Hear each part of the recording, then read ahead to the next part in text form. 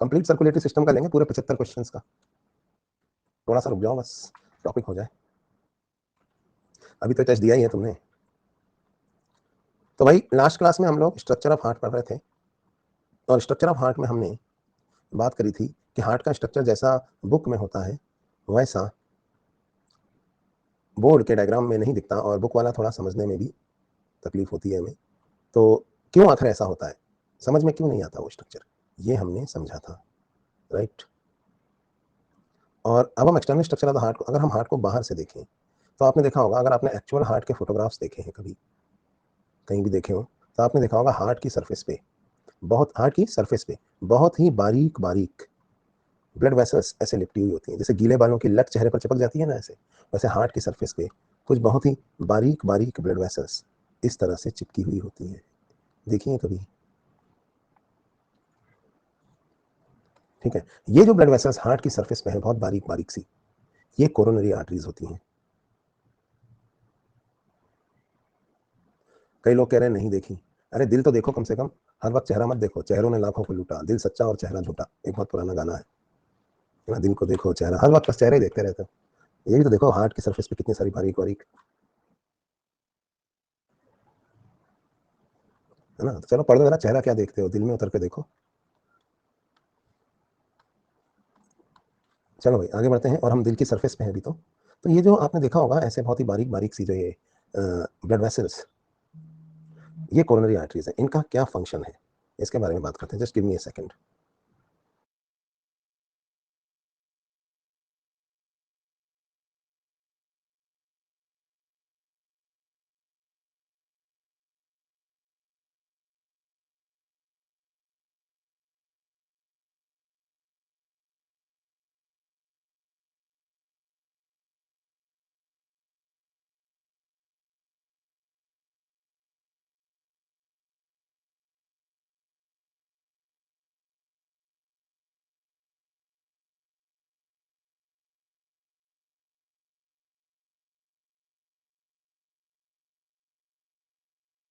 चलो भाई, तो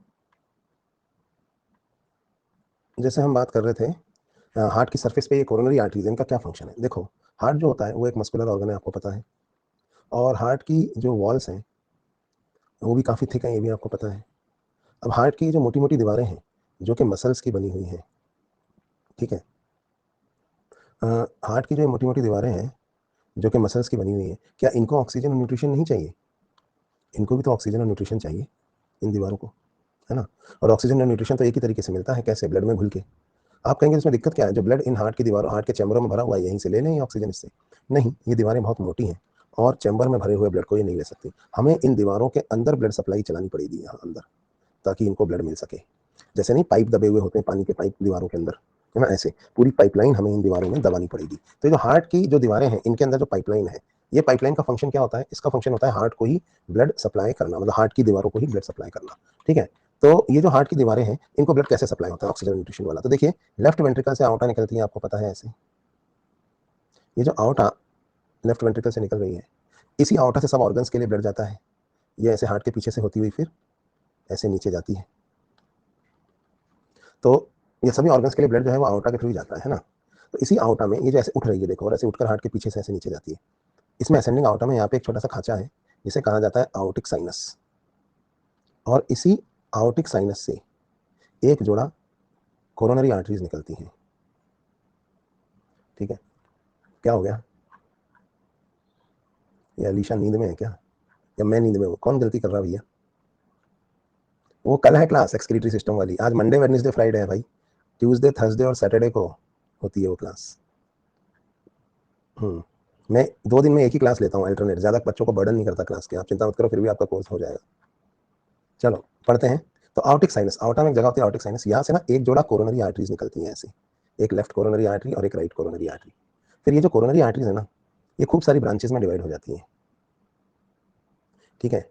कुछ हार्ट एट्रिया की वॉल को ब्लड सप्लाई करेंगे और कुछ नीचे जाएंगे और वेंट्रिकल की वॉल को ब्लड सप्लाई करेंगे। जहां मौका मिलता है ये कोरोनरी आर्टरीज सल्कसिस के अंदर दब के चलती हैं, वो जो हार्ट की सरफेस पे सल्कस थे ना उनके अंदर दब के चलती हैं, लेकिन ये सरफेस पे भी दिखती हैं, जैसा कि आपने देखा, मतलब इंटरऑरिकुलर सल्कस में दब गई, इंटरवेंट्रिकुलर सल्कस में, लेकिन सरफेस पे भी दिखाई देती है।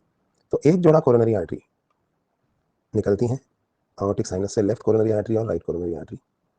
फिर लेफ्ट कोरोनरी आर्टरी जो है वो left side of the heart को, और right coronary artery right side of the heart को ब्लड सप्लाई करती है। राइट कोरोनरी आर्टरी की फिर बहुत सारी ब्रांचेस होती हैं, एक जो ऊपर सप्लाई कर रही है यानी एट्रिया को, और एक ब्रांच जो नीचे जा रही है। नीचे कहाँ जा रही है? वेंट्रिकल को ब्लड सप्लाई करने। तो जो वेंट्रिकल को सप्लाई करने ब्रांचेस नीचे जाती है ना, इन्हें कहा जाता है डिसेंडिंग ब्रांचेस।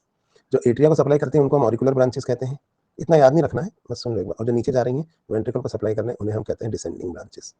फिर ऑरिकुलर ब्रांचेस भी दो में डिवाइड हो जाती हैं, आगे वाली एंटीरियर और एक पीछे वाली पोस्टीरियर।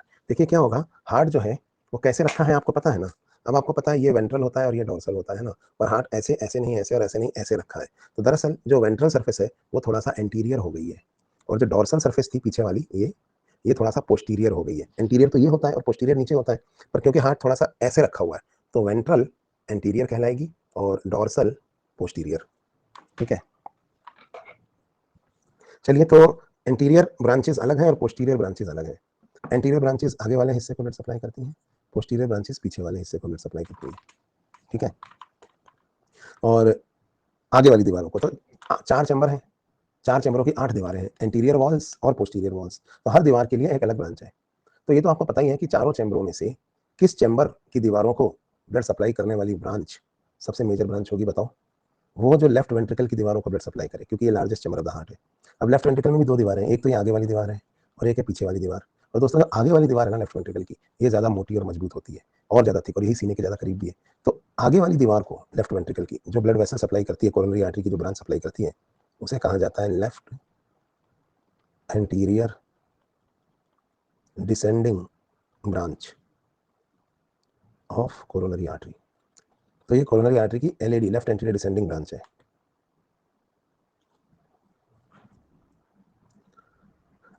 तो ये जो लेफ्ट एंटीरियर डिसेंडिंग ब्रांच होती है कोरोनरी आर्टरी की, ये लेफ्ट वेंट्रिकल की आगे वाली वॉल को ब्लड सप्लाई करती है, which is the largest wall of the heart. ठीक है, यहाँ तक बात समझ में आई। तो ये मेन ब्रांच है, सभी ब्रांचों में सबसे बड़े हिस्से को हार्ट के लिए ब्लड सप्लाई करती है। तो इस तरह से अलग अलग कोरोनरी आर्टरीज हार्ट की दीवारों को ब्लड सप्लाई करती हैं। फिर दीवारों को ऑक्सीजन दे दी, उनसे न्यूट्रिशन ले लिया, ऑक्सीजन न्यूट्रिशन दे दी, CO2 और वेस्ट ले लिया, है ना। तो अभी जो डीऑक्सीजनेटेड ब्लड हो जाता है ना, ये फिर इन सभी दीवारों से बाहर निकलता है हार्ट की, और मिलकर ये कोरोनरी वेन्स बनाता है। इवेंचुअली सारी कोरोनरी वेन ना 2 कोरोनरी वेन्स बना लेती हैं। कौन कौन सी? लेफ्ट कोरोनरी वेन और राइट कोरोनरी वेन। अब दोनों ही कोरोनरी वेन चल पड़ती हैं उस चैम्बर की दीवार की तरफ जिस चैम्बर में बॉडी के सभी ऑर्गन्स का डीऑक्सीजनेटेड ब्लड आता है, यानी कि राइट एट्रियम। तो दोनों कोरोनरी वेन, एक लेफ्ट कोरोनरी वेन जो पूरा left side of the heart से डीऑक्सीजनेटेड ब्लड ला रही है, और एक राइट कोरोनरी वेन। इवेंचुअली ये 2 कोरोनरी वेन बनती हैं। ये देखिए, एक लेफ्ट कोरोनरी वेन है और एक राइट कोरोनरी वेन है, और दोनों ही कोरोनरी वेन्स फिर राइट एट्रियम की दीवार में घुस जाती हैं। अब राइट एट्रियम की दीवार में एक कटोरे जैसी चीज है, जैसे पीपे में तेल भरते हैं ना हम लोग कुप्पी लगा के, वैसे ही। तो राइट एट्रियम की वॉल में एक ऐसा कोटर जैसा है जिसे कहा जाता है साइनस विनोसस। तो इस साइनस विनोसस जैसे अपर्चर में दोनों ही कोरोनरी वेन्स अपना डीऑक्सीजनेटेड ब्लड ला के गिरा देती हैं। और ये साइनस विनोसस नाम का जो राइट एट्रियम में जो पीपे में तेल भरते हैं कुप्पी लगा के, जो कुछ भी कुप्पी में गिरेगा, कुप्पी के नीचे छेद है, तो छेद जो है पीपे के ल्यूमन से कनेक्टेड है, तो वो सारा तेल फिर पीपे के ल्यूमन में आ जाएगा। वैसे ही साइनस विनोसस के नीचे जो छेद है वो राइट एट्रियम में खुलता है। तो इस तरह से इस छेद को हम कहते हैं कोरोनरी साइनस।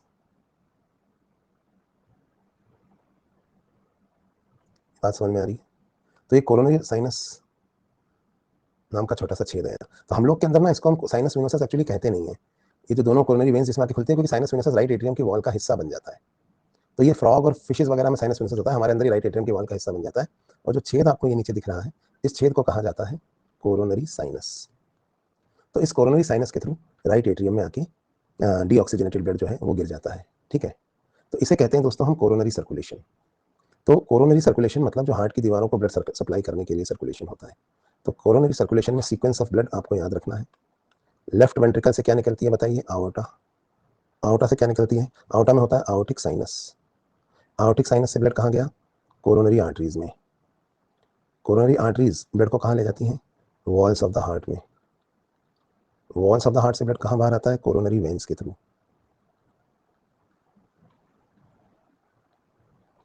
कोरोनरी वेन्स जो है वो फिर किस में आके गिरती हैं? कोरोनरी साइनस में। और कोरोनरी साइनस जो है वो आके खुल जाता है राइट एट्रियम में। ये हो गया एक सीक्वेंस ब्लड के फ्लो का। ठीक है, तो ये सीक्वेंस ऑफ ब्लड फ्लो हो गया।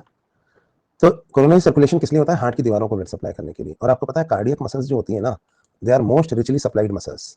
सबसे ज़्यादा ब्लड सप्लाई अगर किसी मसल्स की होती हैं तो वो कार्डियक मसल्स की होती हैं। क्यों? क्योंकि इनको बिना रुके लगातार धड़कना है, इनमें फैटीग नहीं आ सकता ना। पता है ये फास्ट कॉन्ट्रैक्ट करती हैं और स्लो रिलैक्स करती हैं, फास्ट कॉन्ट्रैक्ट करती हैं, स्लो रिलैक्स करती हैं, क्योंकि इनमें इनमें फास्ट कॉन्ट्रैक्शन होता है और स्लो रिलैक्सेशन होता है, इसलिए इनमें फैटीग नहीं आता। जैसे आप देखो, ये मेरी बाइसेप है ना, इसको मैं अगर तेजी से ऐसे डंबल उठा के एक्सरसाइज करूंगा तो पता है क्या होगा? थोड़ी देर में ये थक जाएगी, मैं चाहूंगा फिर भी हाथ नहीं मुड़ेगा। फिर एक रिफ्रैक्टरी पीरियड आ गया, फिर जब ये रिफ्रैक्टरी पीरियड खत्म हो जाएगा तो फिर ये कॉन्ट्रैक्ट करने लगेगी। वैसे ही क्या होता है हार्ट में ना, सिस्टोल यानी कॉन्ट्रैक्शन तो फास्ट होता है, डायस्टोल स्लो होता है। तो सिस्टोल की ड्यूरेशन कम होती है, डायस्टोल की ज्यादा होती है। तो फास्ट कॉन्ट्रैक्शन, स्लो रिलैक्सेशन। तो रिलैक्सेशन यानी डायस्टोल की ड्यूरेशन इतनी ज्यादा होती है कि रिफ्रैक्टरी पीरियड उसके अंदर ही खत्म हो जाता है, इसलिए फिर से कॉन्ट्रैक्शन हो जाता है। मतलब कार्डियक मसल्स में फैटीग क्यों नहीं आता? क्योंकि सिस्टोल यानी कॉन्ट्रैक्शन, डायस्टोल यानी रिलैक्सेशन। तो कॉन्ट्रैक्शन यानी सिस्टोल की जो ड्यूरेशन है वो तो छोटी है, पर डायस्टोल यानी रिलैक्सेशन की ड्यूरेशन इतनी ज्यादा है कि उसी के अंदर वो रिफ्रैक्टरी पीरियड पूरा हो जाता है, रिकवरी हो जाती है। रिकवरी पीरियड जो है वो पूरा हो जाता है तो हार्ट फिर से सिस्टोल कर लेता है। जबकि यहाँ पे क्या होता है, तेजी से कॉन्ट्रैक्ट करेंगे, थोड़ी देर बाद फटीग आ जाएगा, फिर रिकवरी पीरियड खत्म होने के बाद ही दोबारा कॉन्ट्रैक्ट होगी। समझ में आई बात? चलिए, तो ये तो हो गया कोरोनरी सर्कुलेशन। अब दोस्तों हम बात करते हैं internal structure of the heart की। ये सारी बातें मैंने आपको बताई। एक चीज कोरोनरी सर्कुलेशन भी पढ़ाया है, एक और चीज मैं आपको अभी बताऊंगा, और ये है इस्कीमिक हार्ट डिजीज। आपने पढ़ा होगा, मोटा आदमी ज्यादा कोलेस्ट्रॉल वाला खाना खाता है तो उसको हार्ट प्रॉब्लम हो जाता है, ऐसा सुना है ना? तो चलिए समझते हैं आखिर ये इस्कीमिया क्या होता है, पहले इसको समझते हैं। और एक और टर्म है हाइपोक्सिया। ये हाइपोक्सिया क्या होता है? बताओ, इस्कीमिया की वजह से हाइपोक्सिया होता है या हाइपोक्सिया की वजह से इस्कीमिया? तो पहले हम इन टर्म्स को समझ लेते हैं, तभी हमें समझ में आएगा कि इस्कीमिया की वजह से हाइपोक्सिया होता है, हाइपोक्सिया की वजह से इस्कीमिया, है ना? पहले टर्म्स तो समझ लो। जैसे ही मेरा हाथ है, इसमें आर्टरी से ब्लड आता है और वेन से वापस जाता है, ठीक है? सपोज 1 मिनट में 50 ml ब्लड गुजरता है इस हाथ से। देखो हाथ गुलाबी गुलाबी है क्योंकि अच्छी ब्लड सप्लाई है इसमें। अगर मैं आर्टरी दबा दूं, वो आर्टरी दबा दूं मैं, जो इस हाथ को ब्लड सप्लाई कर रही है, तो ये हाथ ना पेल पड़ जाएगा, सफेद हो जाएगा, क्योंकि इसका ब्लड फ्लो डिक्रीज हो गया है। तो मैं कहूंगा कि इस हाथ, the hand is undergoing ischemia. Hand is undergoing ischemia मतलब हार्ट में जो ब्लड सप्लाई है वो डिक्रीज होगी। तो अगर किसी भी ऑर्गन का ब्लड फ्लो डिक्रीज हो जाता है तो ये उस ऑर्गन का इस्कीमिया कहलाता है, reduce blood flow. The condition of reduce blood flow is known as ischemia. किसी भी एरिया या ऑर्गन में अगर ब्लड फ्लो रिड्यूस हो जाए तो इसे हम कहते हैं उस ऑर्गन का इस्कीमिया। बात समझ में आई? अच्छा, जब ब्लड यहाँ से गुजरता था ना इस ऑर्गन से, तो हाथ की मसल्स को ऑक्सीजन देके जाता था, है ना? अब अगर ब्लड सप्लाई मैंने इस ऑर्गन की रिड्यूस कर दी है तो ब्लड में घुलकर ही तो ऑक्सीजन मिलती है, तो इस हाथ को ऑक्सीजन मिलना भी कम हो जाएगा। अब हर ऑर्गन की एक डिमांड होती है, उसी प्रपोर्शन में उसे ऑक्सीजन सप्लाई करी जाती है। सपोज ये डिमांड है और ये सप्लाई है ना? तो जितनी डिमांड ऑक्सीजन डिमांड होती है ना, जिस ऑर्गन के हमने रेस्पिरेटरी सिस्टम में पढ़ा था, उसी प्रपोर्शन में उस ऑर्गन को ऑक्सीजन सप्लाई कर दी जाती है। तो डिमांड और सप्लाई प्रपोर्शन में रहते हैं, ठीक है? लेकिन अगर किसी ऑर्गन की ऑक्सीजन डिमांड ज्यादा है पर सप्लाई जो है वो उतनी नहीं है, किसी ऑर्गन की अगर ऑक्सीजन डिमांड ज्यादा है पर सप्लाई उतनी नहीं है, या डिमांड नॉर्मल है और सप्लाई कम है, जो भी सिचुएशन है, तो डिमांड और सप्लाई में गैप आ गया ना। किसी भी ऑर्गन की डिमांड ज्यादा है, सप्लाई कम है ना? तो डिमांड और सप्लाई में गैप आ गया। तो ये जो गैप आ जाता है ना डिमांड और सप्लाई में, इसको हम कहते हैं hypoxia. So what is hypoxia? A condition of less oxygen supply than demand.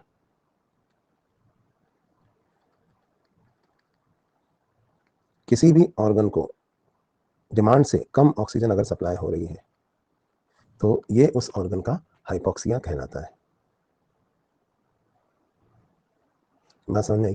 किसी भी ऑर्गन को अगर डिमांड से कम ऑक्सीजन सप्लाई हो रही है तो ये उस ऑर्गन का हाइपोक्सिया कहलाता है। अब बताओ, इस्कीमिया लीड्स टू हाइपोक्सिया या हाइपोक्सिया लीड्स टू इस्कीमिया? किसी भी ऑर्गन का ब्लड फ्लो अगर हम रिड्यूस कर देंगे तो ब्लड में घुलकर ही तो ऑक्सीजन मिलती है, पोल देने की जरूरत ही नहीं है, आपको पता ही आंसर।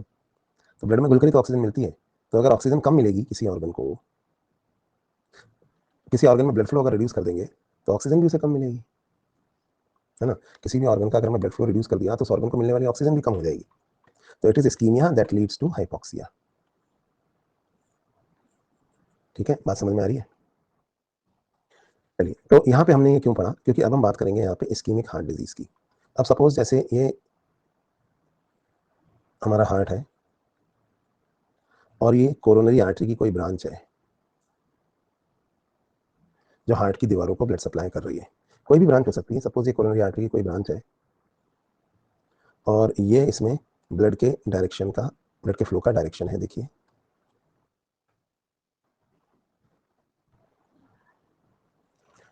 ठीक है, ये इसमें ब्लड के फ्लो का डायरेक्शन है। अब क्या होता है, आपने पढ़ा होगा, ज्यादा फैट वाली डाइट जब हम लेते हैं तो ब्लड में कोलेस्ट्रॉल का लेवल बढ़ जाता है। क्यों? क्योंकि लो डेंसिटी लाइपोप्रोटीन्स के फॉर्म में कोलेस्ट्रॉल एब्जॉर्ब होता है, तो हाई फैट डाइट लेने पे हमारे ब्लड में कोलेस्ट्रॉल का लेवल बढ़ जाता है।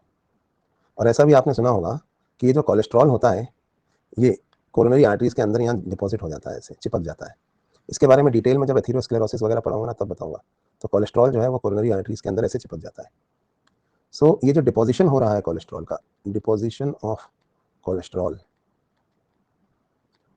इनसाइड कोरोनरी आर्टरीज, तो कोरोनरी आर्टरीज में कोलेस्ट्रॉल के डिपॉजिट हो जाने से कोरोनरी आर्टरी का जो ल्यूमन है वो नैरो हो जाता है। ल्यूमन मतलब कैविटी जिसके थ्रू ब्लड फ्लो हो रहा है, तो lumen of coronary artery becomes narrow. अब कोरोनरी आर्टरी का ल्यूमन अगर नैरो हो गया है तो यहाँ से जो ब्लड फ्लो हो रहा था वो भी थोड़ा रिड्यूस हो गया है। तो हार्ट की जिस भी दीवार को कोरोनरी आर्टरी की ये वाली ब्रांच ब्लड सप्लाई कर रही थी उसको ब्लड फ्लो थोड़ा रिड्यूस हो गया है। There is reduced blood flow to the walls of heart. ऐसे हार्ट को हम क्या कहेंगे? Ischemic heart. क्योंकि अब इस हार्ट की दीवार को या किसी पर्टिकुलर दीवार को हार्ट की उतना ब्लड नहीं मिल रहा है जितना नॉर्मली मिलता था, तो अब ये हार्ट एक इस्कीमिक हार्ट है। खैर, अभी भी जितना ब्लड यहाँ से गुजर रहा है उससे इस आदमी का काम चल रहा है, इस आदमी को कोई दिक्कत नहीं है। ये अगर इसकी हार्ट की ऑक्सीजन डिमांड है तो ये सप्लाई है। डिमांड और सप्लाई अभी भी प्रोपोर्शन में ही है, इस आदमी को ऐसी कोई दिक्कत नहीं है। Demand and supply both are in proportion, ठीक है। नॉर्मली तो इसको कोई दिक्कत नहीं आएगी, लेकिन इसको दिक्कत कब आएगी? जब ये एक्सर्शन करेगा। सपोज इसने ना एक्सरसाइज करी या अचानक इसने भाग के सीढ़ियाँ चढ़ी या एक्सर्शन किया। जब ये आदमी तेजी से एक्सर्शन करेगा, एक्सरसाइज करेगा, तो इसके हाथों पैरों की जो मसल्स हैं वो तेजी से काम करेंगी, स्केलेटन मसल्स। तो इसकी जो शरीर की जो स्केलेटन मसल्स हैं उनकी ऑक्सीजन डिमांड बढ़ जाएगी, ब्लड फ्लो इंक्रीज करना पड़ेगा ना उनमें। तो क्योंकि स्केलेटन मसल्स की ऑक्सीजन डिमांड बढ़ गई है तो ब्लड को जल्दी जल्दी आना जाना पड़ेगा, तो हार्ट को ब्लड को जल्दी जल्दी पंप करना पड़ेगा। अब हार्ट को जब ब्लड को जल्दी जल्दी पंप करना पड़ेगा तो हार्ट की मसल्स की ऑक्सीजन डिमांड भी बढ़ जाएगी। भाई जब हार्ट को ब्लड को जल्दी जल्दी पंप करना पड़ेगा तो हार्ट की मसल्स की ऑक्सीजन डिमांड भी बढ़ जाएगी। ये डिमांड बढ़ गई लेकिन सप्लाई नहीं बढ़ रही है। पता है क्यों? हार्ट की मसल्स को ज़्यादा काम करना पड़ रहा है, हार्ट की मसल्स की डिमांड बढ़ गई है, बट सप्लाई क्यों नहीं बढ़ रही? पता है? क्योंकि ल्यूमन नैरो है, यहाँ कोलेस्ट्रॉल जमा है ना। तो आ गया ना डिमांड सप्लाई में गैप, डिमांड ज़्यादा है सप्लाई कम है, तो हार्ट की मसल्स को डिमांड से कम सप्लाई मिलेगी ऑक्सीजन की, तो हार्ट की मसल्स विल अंडरगो हाइपॉक्सिया। तो हार्ट की मसल्स को काम ज़्यादा कराओगे और उनको ऑक्सीजन कम दोगे तो क्या होगा? हार्ट की मसल्स को काम ज़्यादा करना पड़ रहा है और उनको ऑक्सीजन जो है वो कम मिल रही है, ऐसे में हार्ट की मसल्स में पेन होने लगेगा। इस पेन को कहते हैं हम एंजाइना, क्योंकि heart is a modified blood vessel, angio means blood vessel. तो चेस्ट हार्ट की मसल्स को डिमांड ज़्यादा है, सप्लाई कम है, हार्ट की मसल्स को काम ज़्यादा करना पड़ा तो हार्ट की मसल्स को ऑक्सीजन की कमी से दर्द होने लगता है। इस दर्द को हम कहते हैं एंजाइना। और ये दर्द ना हार्ट से रेडिएट होकर हमारे लेफ्ट आर्म में भी जाता है, क्योंकि यहाँ की जो सेंसरी नर्व है और हार्ट की जो सेंसरी नर्व है दोनों मिलकर ब्रेन में जाते हैं। तो ब्रेन को समझ नहीं आता कि ये जो सेंसेशन है ये हार्ट से आ रही है कि इस आर्म से आ रही है, उसे लगता है दोनों जगह से आ रही है, पर एक्चुअली हार्ट से जा रही है।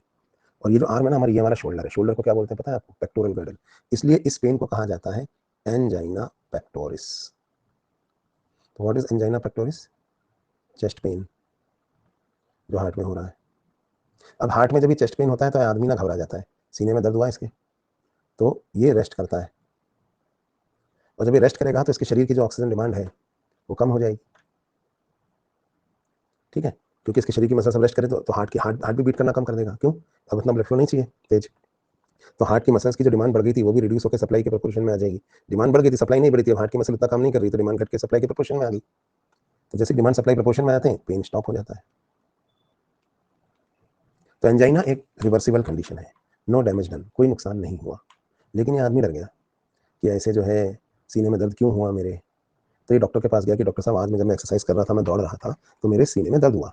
तो डॉक्टर ने कहा अरे यार मुझे लगता है तुम्हारी कोरोनरी आर्टरी में ब्लॉकिंग हो गई है, तुम्हारी आर्टरी की फोटो खींच के देखनी पड़ेगी। एनजीओ मतलब होता है photo, sorry blood vessel, graphy मतलब होता है फोटो खींचना, तो एनजीओग्राफी, समझ में आया? तो जब ब्लड वेसल की फोटो खींची तो ऐसी फोटो आ गई। ये फोटो खींचना आपको एमबीबीएस में सिखाया जाएगा कैसे। तो उसने कहा अरे तुम्हारी कोरोनरी आर्टरी में तो ब्लॉकिंग हो गई, कोलेस्ट्रॉल जमा हो गया है, तुम्हारी कोरोनरी आर्टरी की मरम्मत करनी पड़ेगी। एनजीओ मतलब आर्टरी, प्लास्टी मीन्स रिपेयर, तो तुम्हारी कोरोनरी आर्टरी को रिपेयर करना पड़ेगा। अब इस रिपेयरिंग में हम ना बैलून एंजियोप्लास्टी कैसे होती है वो मैं आपको समझाता हूँ। हमारे पास एक लंबी रबर की ट्यूब या कैथेटर होता है, एक रबर की ट्यूब है, ये अपने वहाँ पे मैंने यूट्यूब पे भी डाल रखा है, इनकेस आपको एनिमेशन देखना हो तो, है ना, उसका वीडियो देख सकते हो आप वहाँ पे। तो एक लंबी रबर की ट्यूब या कैथेटर होता है जिसके आगे वाले सिरे पे एक पिचका हुआ गुब्बारा होता है, ठीक है। तो उस लंबी रबर की ट्यूब या कैथेटर को हम किसी एक पर्टिकुलर आर्टरी से अंदर घुसाते हैं हमारी बॉडी में, और फिर पैर की आर्टरी से लेते हैं जनरली, फीमोरल आर्टरी से, और उसके आगे कैमरा भी लगा हुआ है और बाहर टीवी में हम देख रहे हैं कि हमारी वो रबर की ट्यूब है कैथेटर जिसके आगे कैमरा लगा हुआ है, वो कहाँ जा रहा है अंदर, घुसाते घुसाते घुसाते घुसाते उसे आउटा में ले आते हैं और आउटा से उसको आउटिक साइनस से कोरोनरी आर्टरी में ले आते हैं। कहाँ तक ले आते हैं उस रबर की ट्यूब है कैथेटर को, ये देखिए यहाँ तक, जहां पर की ऑब्स्ट्रक्शन है। पहले एक वायर भेजते हैं, उस वायर के ऊपर उस कैथेटर को ऐसे चलाते हुए अंदर लाते हैं, ठीक है, गाइड वायर कहते हैं उसको। तो जहां तक वो ऑब्स्ट्रक्शन है वहां तक हम कैथेटर को ले आए। अब हम बाहर से इसमें उसको फुलाते हैं गुब्बारे को। तो आगे जो पिचका हुआ बैलून लगा हुआ था ना यहाँ ऐसे, इस पिचके हुए बैलून के ऊपर एक मेटल की जाली भी है जिसे स्टेंट कहा जाता है। तो जब हम इस गुब्बारे को फुलाएंगे देखो ऐसे, तो ये इस कोलेस्ट्रॉल को पिचका देगा और इसके ऊपर जो मेटल की जाली या स्टेंट थी ना वो भी ऐसे करके लग जाएगा यहाँ। बाद में हम गुब्बारे को पिचका के हटा लेंगे, कोलेस्ट्रॉल तो पिचक गया यहाँ पर, ल्यूमेन वाइड हो गया, लेकिन वो स्टेंट या मेटल की जाली यहीं छूट जाती है, और ये इसलिए होती है ताकि कभी दोबारा यहाँ कोलेस्ट्रॉल ना चिपके। तो एक स्टेंट जैसा यहाँ लगा रह जाता है, ये कहलाता है स्टेंट। तो इसे हम ना बैलून एंजियोप्लास्टी कहते हैं। इसके बहुत सारे फोटोग्राफ्स हमारे पास, वो हमारे वीडियो में आपको दिख जाएंगे, वहाँ पे मैंने आपको दिखाया, फिर भी मैं एक दो फोटो आपको दिखाता हूँ यहाँ कैसे कोरोनरी आर्टरी में किया जाता है। ये देखो, इस तरह से गुब्बारे को फुला के हम बैलून से हम कोलेस्ट्रॉल को पिचका देते हैं, ठीक है। और देखो पहले ये हमने यहाँ पे एक कैथेटर भेजा, फिर गुब्बारा फुलाया, गुब्बारे के ऊपर स्टेंट था, स्टेंट यहाँ लगा रह गया, बाकी सब हमने वापस खींच लिया बाहर। तो प्लाक कहते हैं इसको, कोलेस्ट्रॉल के डिपोजिशन को। तो इसको हम इस तरह से कंप्रेस कर देते हैं। देखो ये इन्फ्लेटेड बैलून है, इसको हम इन्फ्लेट कर रहे हैं,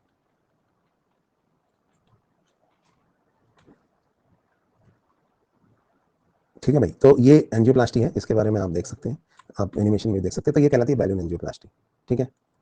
लेकिन दोस्तों कभी कभी क्या होता है कि एंजियोप्लास्टी फेल हो जाती है। आप कहेंगे क्यों फेल हो जाती है? होता क्या है कि ये जो कोलेस्ट्रॉल है ना, इसमें कैल्शियम जमा हो जाता है, और एक बार इस कोलेस्ट्रॉल के अंदर कैल्शियम जमा हो गया ना, तो ये इतना हार्ड हो जाता है कि फिर ये जो है ना, ये पिचकता ही नहीं है, स्क्लेरोसिस हो जाती है इसमें। Sclero means hard, sclerenchyma, स्क्लेरोप्रोटीन।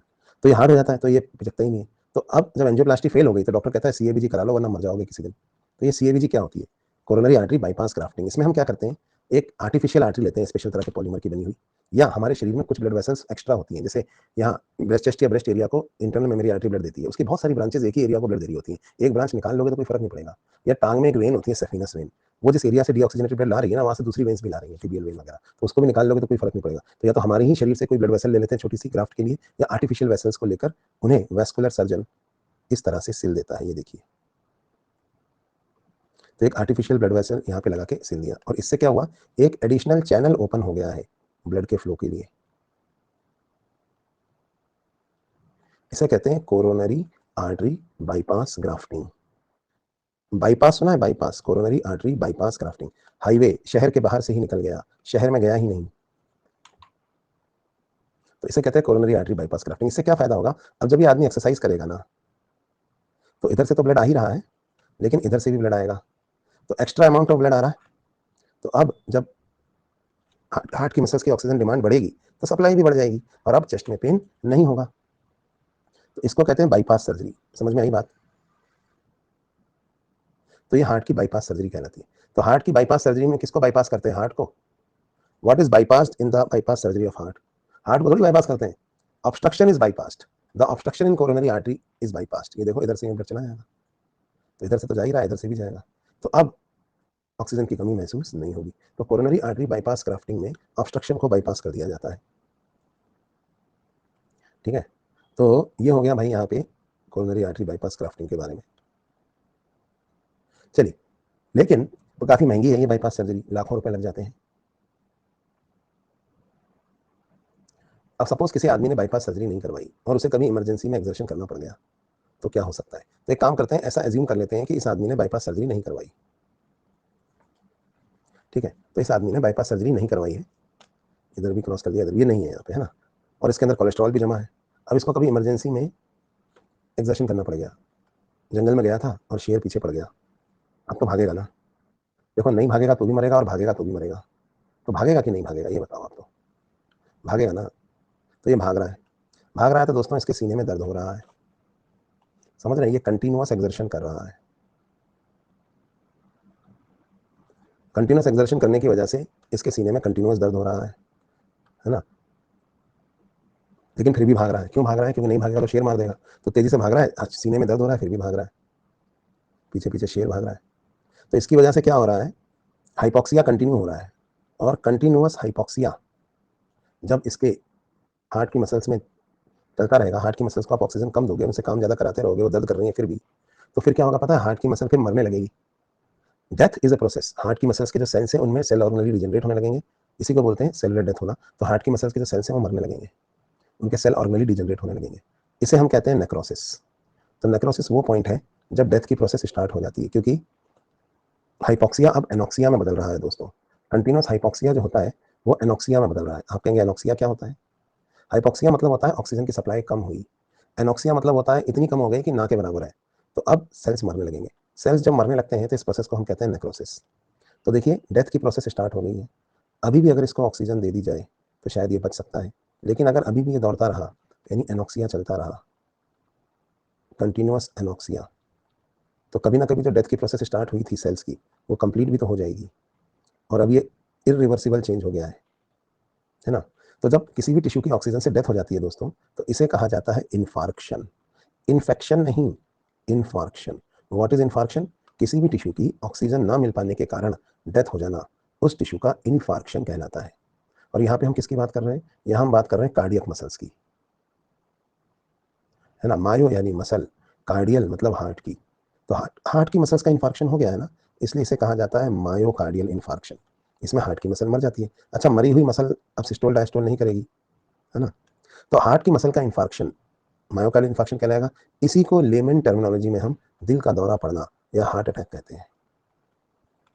Heart की मसल को ऑक्सीजन न मिल पाने के कारण हार्ट की मसल की जब डेथ हो जाती है तो इसको हम कहते हैं हार्ट अटैक।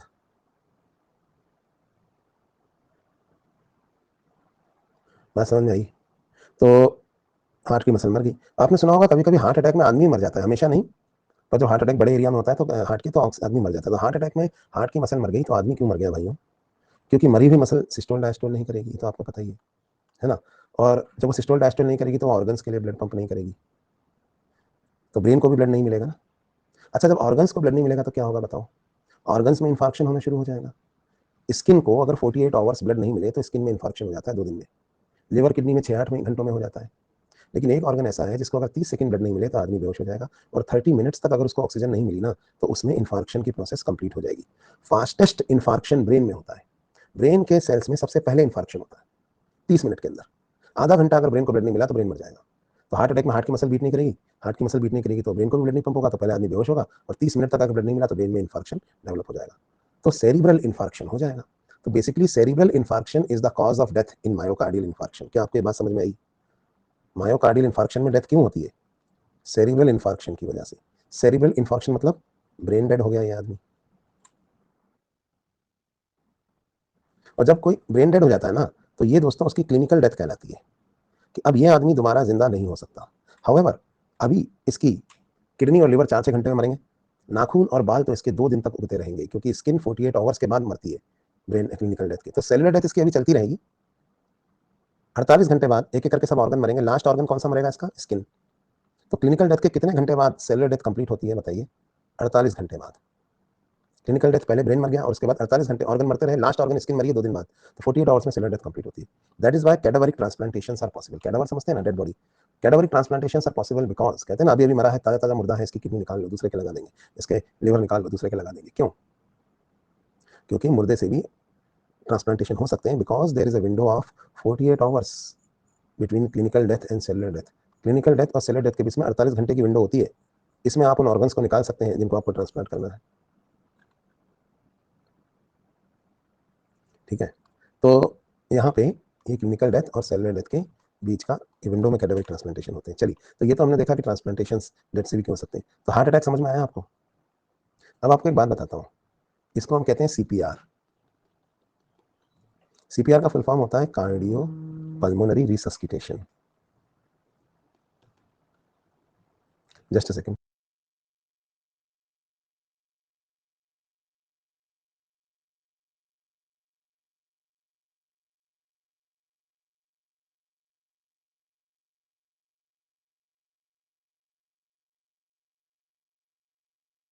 तो ये सीपीआर जो है ना, ये 4:1 से लेकर 15:1 तक कंप्रेशन वेंटिलेशन की रेशो में किया जाता है।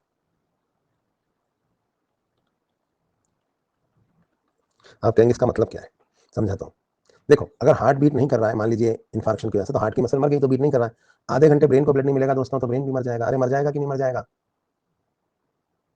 लेकिन अच्छी बात क्या है कि जो चैम्बर ब्रेन में ब्लड पंप करता है, जो चैम्बर ब्रेन में ब्लड पंप करता है, देखिए लेफ्ट वेंट्रिकल, वही सीने में सबसे आगे भी होता है। तो अगर सीना दबाएंगे तो ये चैम्बर दबेगा, और अगर ये चैम्बर दबेगा तो ब्रेन में कुछ ब्लड तो जाएगा ना। अगर जीरो ब्लड जा रहा हो ब्रेन में तो 30 मिनट्स लगते हैं ब्रेन में इन्फार्क्शन होने में। लेकिन अगर कुछ ब्लड जा रहा है तो इससे प्रोसेस ऑफ इन्फार्क्शन स्लो हो जाएगी ना। ये चैम्बर दबाओगे तो कुछ ब्लड पंप हो रहा है ऊपर। हम समय खरीद रहे हैं। 4:1 कंप्रेशन वेंटिलेशन, कार्डियो पल्मोनरी रिसस्सिटेशन। 4 से 15 बार सीना दबाते हैं, फिर एक बार मुंह से सांस देते हैं, फिर सीना दबाते हैं, फिर मुंह से सांस देते हैं, क्योंकि heart rate to breathing rate की रेशियो ये होती है ना। तो ऐसे सीना दबा रहे हैं, मुंह से सांस दे रहे हैं, सीना दबा रहे हैं, मुंह से सांस दे रहे हैं। इसलिए दे रहे हैं क्योंकि हार्ट अटैक हो गया है, और आधे घंटे में अगर अस्पताल नहीं पहुंचाते हैं मर जाएगा। हम वक्त खरीद रहे हैं ना।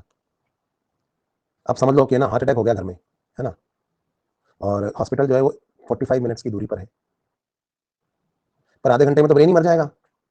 किसी को हार्ट अटैक हो गया है, हॉस्पिटल जो है वो 45 मिनट दूर है, तो आधे घंटे में तो ब्रेन ही मर जाएगा। तो फिर हॉस्पिटल ले जाकर क्या करना, शमशान ले चलते हैं, वो 15 मिनट की दूरी पर ही है।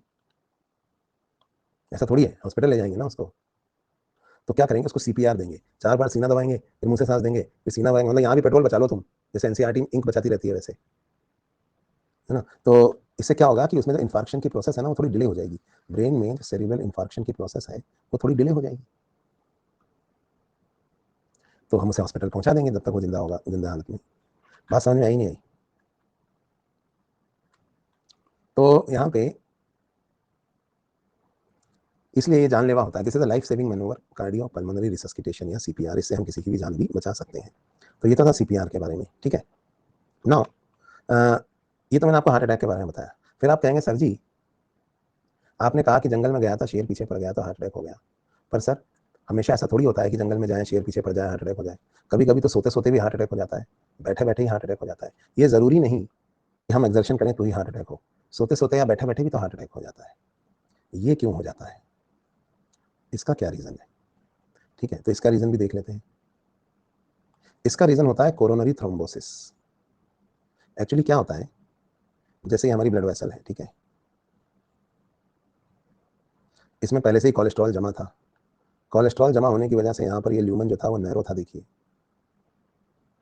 है ना। अब क्या हुआ, आदमी सो रहा था, ये हार्ट की मसल्स की डिमांड थी और ये सप्लाई थी, डिमांड सप्लाई प्रोपोर्शन में थी। सोते सोते सोते सोते अचानक से कोई क्लॉट था जो बॉडी में घूम रहा था, अचानक घूमते घूमते वो क्लॉट कोरोनरी आर्टरी में घुस गया और यहाँ पे आके फंस गया। अच्छा, आगे जा नहीं पा रहा है। आगे क्यों नहीं जा पा रहा है? क्योंकि आगे कोलेस्ट्रॉल जमा है, तो ल्यूमन नैरो है। कोलेस्ट्रॉल के डिपोजिशन को हम प्लैक कहते हैं। उल्टा पीछे अब जा नहीं सकता, क्यों? क्योंकि ब्लड का फ्लो इस डायरेक्शन में है। तो हार्ट की जिस भी दीवार को कोरोनरी आर्टरी की ये ब्रांच ब्लड सप्लाई कर रही थी, उसको मिलने वाला ब्लड फ्लो डिक्रीज हो गया कि नहीं हो गया, बताओ। देखो, ये डिमांड है, ये सप्लाई है। डिमांड इंक्रीज नहीं हुई है, इस बार सप्लाई डिक्रीज हो गई है। समझ में आ रही है बात? नहीं आ रही? डिमांड नहीं इंक्रीज हुई है, सप्लाई डिक्रीज हुई है। तो डिमांड सप्लाई में गैप तो आ गया ना भाइयों। तो हुआ क्या, फिर भी थोड़ा कंप्लीट ब्लॉकेज हो जाएगा तो मर ही जाएगा, लेकिन पार्शियल ब्लॉकेज में भी किस तरह से प्रॉब्लम आ जाती है वो देखो। क्लॉट यहाँ पे आके फंसा और इस क्लॉट के फंसने की वजह से ब्लड फ्लो थोड़ा सा रिड्यूस हो गया, काफी रिड्यूस हो गया।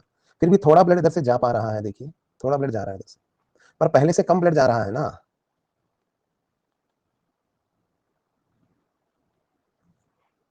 ठीक है, पहले से कम ब्लड जा रहा है।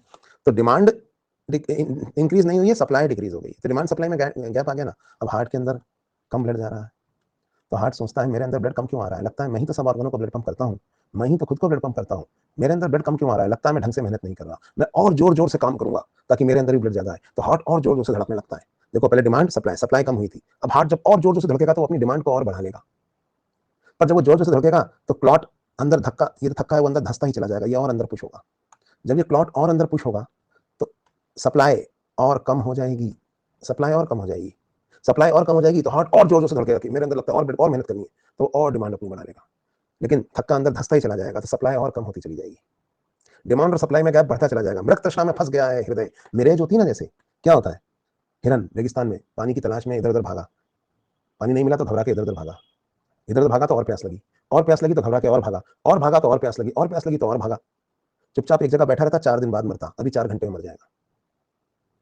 इसी तरह से दिल तो पागल है, नादान है, समझता नहीं, ये सोचता है कि अगर मैं जोर जोर से काम करूंगा तो मेरे अंदर ज्यादा ब्लड आएगा। लेकिन क्या होता है, ये अपनी डिमांड को और बढ़ा लेता है और सप्लाई को और कम कर देता है, डिमांड सप्लाई में गैप बढ़ता ही चला जाता है। पढ़ाई नहीं हो रही, ये सोच के रोना आ रहा है, 2 घंटा रोए, 2 घंटा रोने के बाद पढ़ने बैठे तो पता चला, ओ 2 घंटा वेस्ट हो गया, और रोना आया, और रोना आया, और पढ़ाई नहीं हुई, और पढ़ाई नहीं हुई, और रोना आया, और रोना आया, और पढ़ाई नहीं करी, और पढ़ाई नहीं करी, और रोए।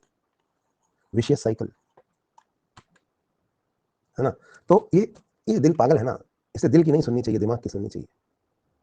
तो यहाँ पे क्या हो रहा है, डिमांड और सप्लाई में गैप जो है वो बढ़ता ही चला जा रहा है, इसलिए हार्ट अटैक हो जाता है। तो ये थ्रोम्बस या क्लॉट फंस जाता है इस तरह से, इन्हें हम कहते हैं कोरोनरी थ्रोम्बोसिस।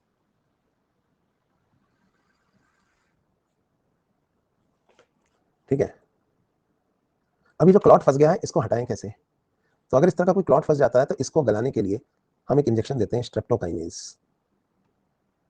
ये मैं आपको बायोटेक्नोलॉजी में पढ़ाऊंगा और इस बार पक्का ये क्वेश्चन नीट में आएगा, लिख के दे रहा हूं मैं तुम्हें। Tissue plasminogen activator, Streptococcus bacteria से बनने वाला एंजाइम है, इसको हम कहते हैं स्ट्रेप्टोकाइनेज। देखो लिख के दे रहा हूं या नीट। ये पता क्या करता है, इसको हम क्लॉट बस्टर एंजाइम भी कहते हैं।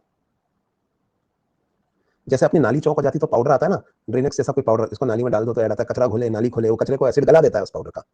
वैसे ही ये स्ट्रेप्टोकाइनेज का इंजेक्शन अगर इंट्रावेनस लगाया जाएगा, पाउडर होता है, इसको घोल के अगर लगा देंगे तो ये क्लॉट्स गला देगा सारे बॉडी के। तो ये क्लॉट बस्टर एंजाइम में जाके इस क्लॉट को खा जाएगा, और जब इस क्लॉट को खा जाएगा तो ब्लड सप्लाई फिर से शुरू हो जाएगी। ठीक है, तो एक क्लॉट बस्टर एंजाइम है, क्लॉट गला देता है। अच्छा एक बात बताओ, जैसे ये हार्ट में क्लॉट फंस गया और इसकी वजह से हार्ट अटैक आ गया, कोरोनरी आर्टरी में क्लॉट फंस गया और यहाँ पे इसकी वजह से हार्ट अटैक आ गया, क्या ऐसा ही कोई क्लॉट सीधा ब्रेन की आर्टरी में जाके नहीं फंस सकता? हार्ट की जगह सीधा सेरिब्रल आर्टरी में जाके फंस गया, वो कोरोनरी थ्रोम्बोसिस थी। ये क्या कहलाएगा? सेरिब्रल थ्रोम्बोसिस, है ना? कोरोनरी थ्रोम्बोसिस को तो हार्ट अटैक कहते हैं, सेरिब्रल थ्रोम्बोसिस को क्या कहते हैं? Brain attack? नहीं, इसे कहते हैं स्ट्रोक। स्ट्रोक सुना है कभी? स्ट्रोक, बुढ़ा आदमी दो ही तरह से मरता है, तो हार्ट अटैक से या स्ट्रोक से।